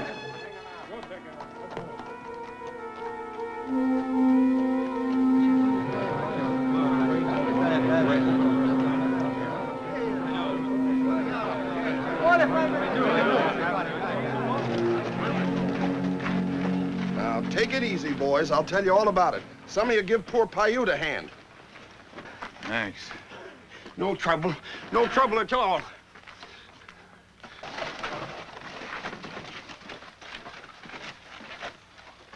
What happened to him? It was them two fellas. They busted out of the cellar. They held up me and Paiute and blew the safe. We took out after them, run into an ambush. They got Paiute. We got out of there. How bad is he hit? Well, he's got a permanent part in his hair. Just a scratch. He'll be all right when he comes around. What about this fella? We think he was in on it with them two. Oh, he was sleeping when it happened. Seems blowing his safe ought to wake him up. Seems like somebody should have heard something when them fellas were busting out of the root cellar, blowing up a safe, and stealing a couple of horses. What are you trying to say? I'm saying that it's mighty peculiar how them fellas knew that gold was in your safe. I'm saying that this whole business needs some study. And mister, don't you try leaving this mining district until some of them questions are settled. But he's the Marshal of San Francisco. I don't care who he is. He stays. All right. Let's get Paiute inside.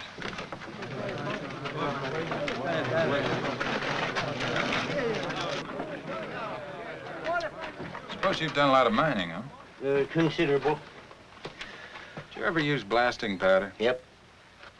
Did you ever notice the way powder blows up? More naturally. The way that safe door was hanging, that powder would have to blow down. Well, I didn't notice that. Say, you got a brain, son, that's for sure. How well do you know Dayton? Oh, he's the biggest man in town, that's all. There ain't a living soul in Misery Flats will say a word agin him. Of course, there's a lot of dead ones that'd like to make a few remarks. How'd they die? Accident. This ain't going slick as you figured, Dayton. Why? Seems to me Shorty Slaughter was licking dust with hanging in his ass. Well, we'll just have to take what comes. They won't do nothing without proof, and that's something they won't find. How's that head, Paiute? Sore. Which way were those two headed when you caught up to them? South. Well, that is southwest. They were on the Stockton Road. You're going after them, ain't you? I think I'll look around here for a while. Take care of that head, Paiute. This fellow's dangerous. Want to see you, Vinegar Pete. What about? Need you in my business. Well, how's that? You seem to know the ropes. You know everybody around here. Well, I should. I helped you settle this place. How much money did you lose in that robbery? You don't think I put my gold in that safe, do you? Why not? I've been burned by Dayton before. He jumped a claim of mine, all legal and everything, but real low and tricky. Seems to fall in line with my thinking that Dayton robbed his own safe. Yeah, I guess you're right. He was kind of lucky having them two prisoners to blame it on, huh? Why'd you sort of spread that idea around? You ain't aiming to scheme up something, are you? Maybe. Kind of tight-mouthed, ain't you? Seems to me you're asking a lot after hanging a cousin of mine. I gave Jay Jimerson the best funeral San Francisco ever had. Yeah, well, that's in your favor. Now, what else do you want? You got any gold? About $1,000 in dust and nuggets. I want it. You what, son? I want to borrow your gold. Now, just hold on a minute. Let me chaw on that for a while. What makes you think I'll trust you with my gold? And the Marshal of San Francisco. Oh, shucks, son. There ain't no honest marshals. I can't take your word.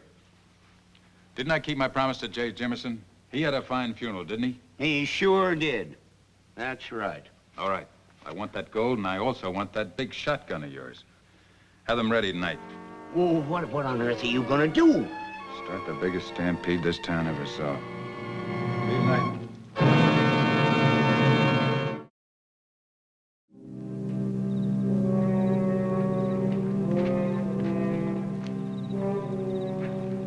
Got the gold? Yeah, but, well, you be careful with it, 'cause that's all the gold I got. What are you gonna do? Put a little color into Polecat Creek. When I get through, this will look like the richest strike in all California. Well, what's that got to do with Dayton and Paiute? Dayton and Paiute are like two pigs with both feet in the trough. Anybody that greedy isn't likely to be satisfied with the $100,000 they've got if they think they're leaving millions more behind. Yeah, but they ain't dumb enough to think that anybody in this camp would trust them with the gold after that holdup. No. But they might think people would trust them if the gold were returned. You see, you have no idea how stupid a greedy man can be. Especially if he's a greedy man to start with.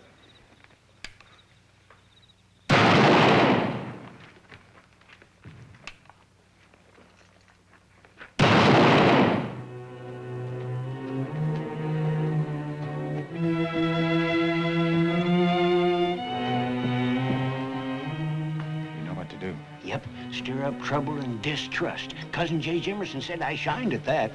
Yeah, you look more like him every time I see you. All right, get moving. Yes, sir. You're a fine bunch of innocents. Put everything you own in a beat-up old tin can of a safe that anybody could open with a pinch bar and a jackknife. Why, shucks, it was only 2 days' travel to the express office in Stockton. Your gold would have been safe there. Well, all I'm saying is it's funny the robbery happened just when the safe was crowded to the doors with your gold. You were saying? You've been saying an awful lot, Vinegar Pete. Maybe it's time you start backing your say-so. Sit down, Jones. If you want a little gunplay, I'll be glad to oblige. Wasn't mean nothing, Marshal. Nothing at all. You shouldn't have talked that way, Vinegar Pete. Why not? Seems that Paiute got a little too upset by what Jones said. You know the old saying, gentlemen. The wicked fleeth where no man pursueth. I tell you, that old coot's poisoning everybody against us. And I'll tell you another thing. That Marshal Wayne's behind him. Oh, you're imagining things. Oh, Shorty. Why don't you have a drink on me? No, I don't reckon I will, Dayton. Well, what's the matter with you? Nothing. Just hate to drink a man's liquor that I might have to help hang.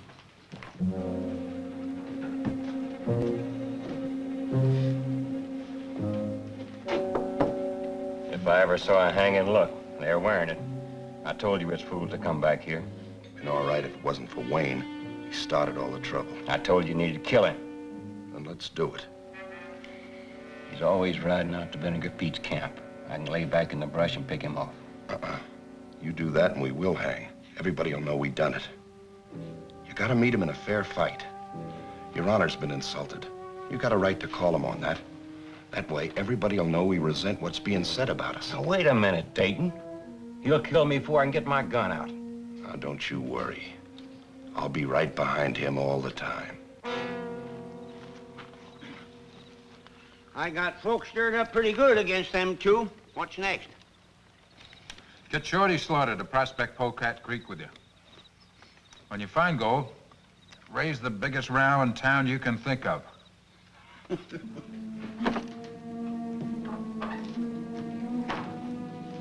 What'll it be, Marshal?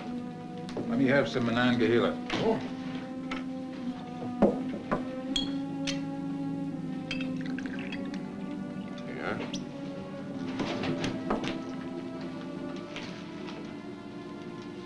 It's real clumsy for you.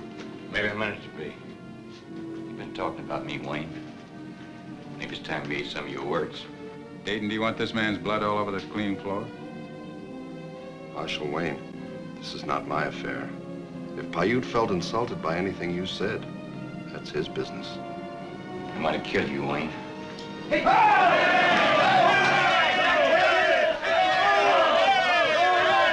Grassroots deep and thick as fleas on a dog. Look at it, just look at it. Smell it, taste it, feel it. If this ain't the richest gold strike in California, I'm a first cousin of a mule's hind leg. Where'd you get it? Polecat Creek.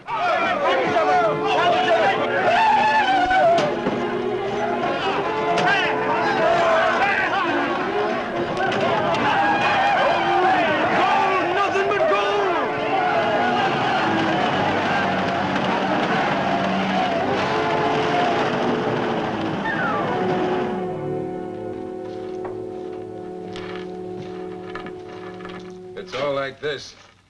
There'll be millions dug in this camp within a month.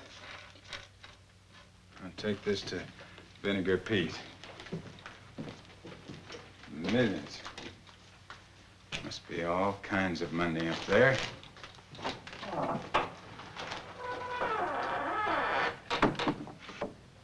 And we only took a measly 100,000. Shut your mouth. I'm thinking.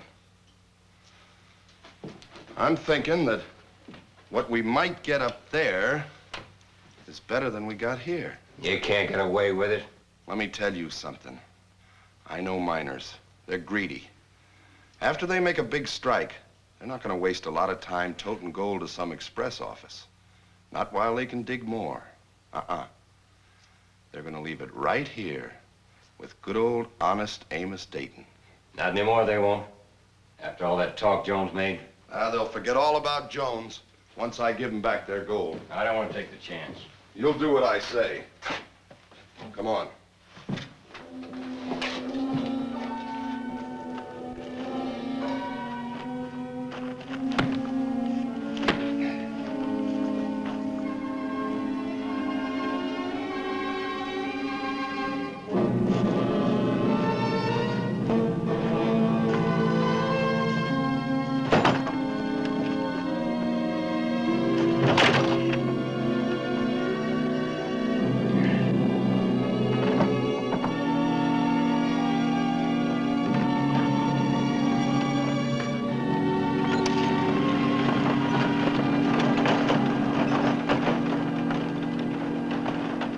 Well, here it is, boys. Every speck and penny of it. Every cent them thieving polecats took from you. Well, how'd you know where it was? Boys, you don't know how sick I was about that robbery. Well, I had Paiute out most every day scouting them hills. How'd you know it would still be there? Well, fellas, I was figuring that there was just too much of it for them two fellas to tote very far. As a matter of fact, it was Marshal Wayne give me the idea that it might be buried, and they was planning to come back later when the coast was clear and dig it up. Anyhow, we found it, and here it is. Now, fellas, I don't suppose you want to leave it with me again. After all, I let you down once, and believe me, boys, I wouldn't blame you one speck if you never trusted me again. Oh, it's not a matter of trusting you, Dayton. But my gold's going to the express company, where I'm sure it'll be safe. You mean you want to waste 2 whole days toting gold back and forth when you could be digging a lot more? You're right, Dayton. As far as I'm concerned, you can put mine right back in that safe. Well, that's mighty nice of you, Shorty. Yes, sir, it's nice when a man knows he's got friends that appreciate what he does for him. Well, Dayton, you can take mine, too. Well, that gold for me, too. Well, you fellas are just about the nicest men I ever did know. I say we put the whole thing back in Dayton's safe and let's go in and have a wet down. Yeah.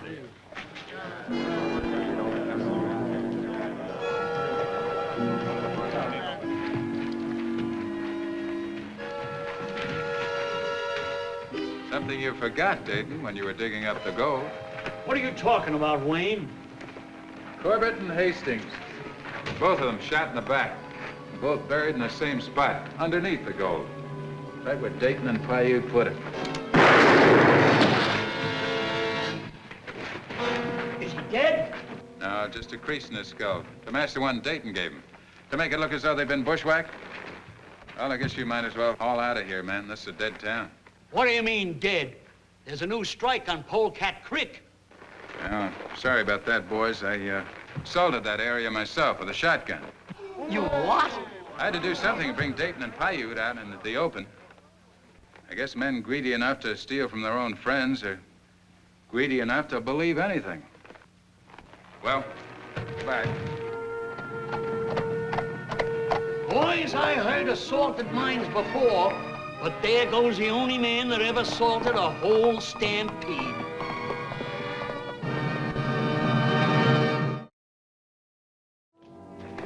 Howdy. I figured you'd be along. Oh, be careful of catastrophe. She's awful touchy today. Well, all cleaned up? Everything shipshape? Everything fine. Tell me one thing. How did you know them fellas was gonna fall for that story about the new gold strike, huh? Well, gold's a funny thing. Does a lot of queer things to people. I'll tell you a story. See, there was this old prospector who died, and he tried to get into heaven. But they wouldn't let him in because he'd been sent down to the other place. Oh. So pretty soon his old prospector friends came and talked to him through the pearly gates, asked him how things were down below. He talked to them about a half an hour. Then he left. Don't you know, pretty soon every old prospector in heaven started stampeding out of there, headed for the other place. Well, that old scoundrel. I bet he told him there was gold down there. That's exactly what he did.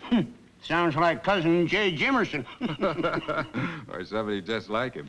But that's not the whole story. Oh? Pretty soon the old prospector himself came along. He was all packed up, ready for gold mining, and they asked him why he was leaving. He said he was joining the Stampede. He heard that there was likely ground down below. Well, that's just plain foolish. He started that story himself. Which proves my point. A man will believe any lie, including his own, especially where gold is concerned. Ain't that the simple truth? Going prospecting, eh? Yeah. Where? Up on Polecat Creek. You said yourself that ground wasn't worth digging up. Well, you got a brain, son, and you said it looked like there was gold up there. But we salted that ground ourselves. Yeah, but I've been thinking it over, and the more I think about it, the more I think there's gold there just the same. So I'm gonna go up there and locate before the big stampede starts. Come on, Catastrophe. Goodbye, Wayne.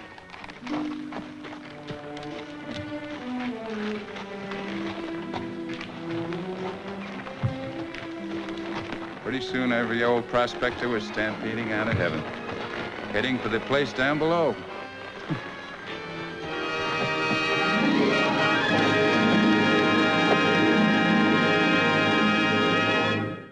California. Oh, I've traveled here, I've traveled there. I guess I've been most everywhere. But I like where I am today, and here is where I'll stay.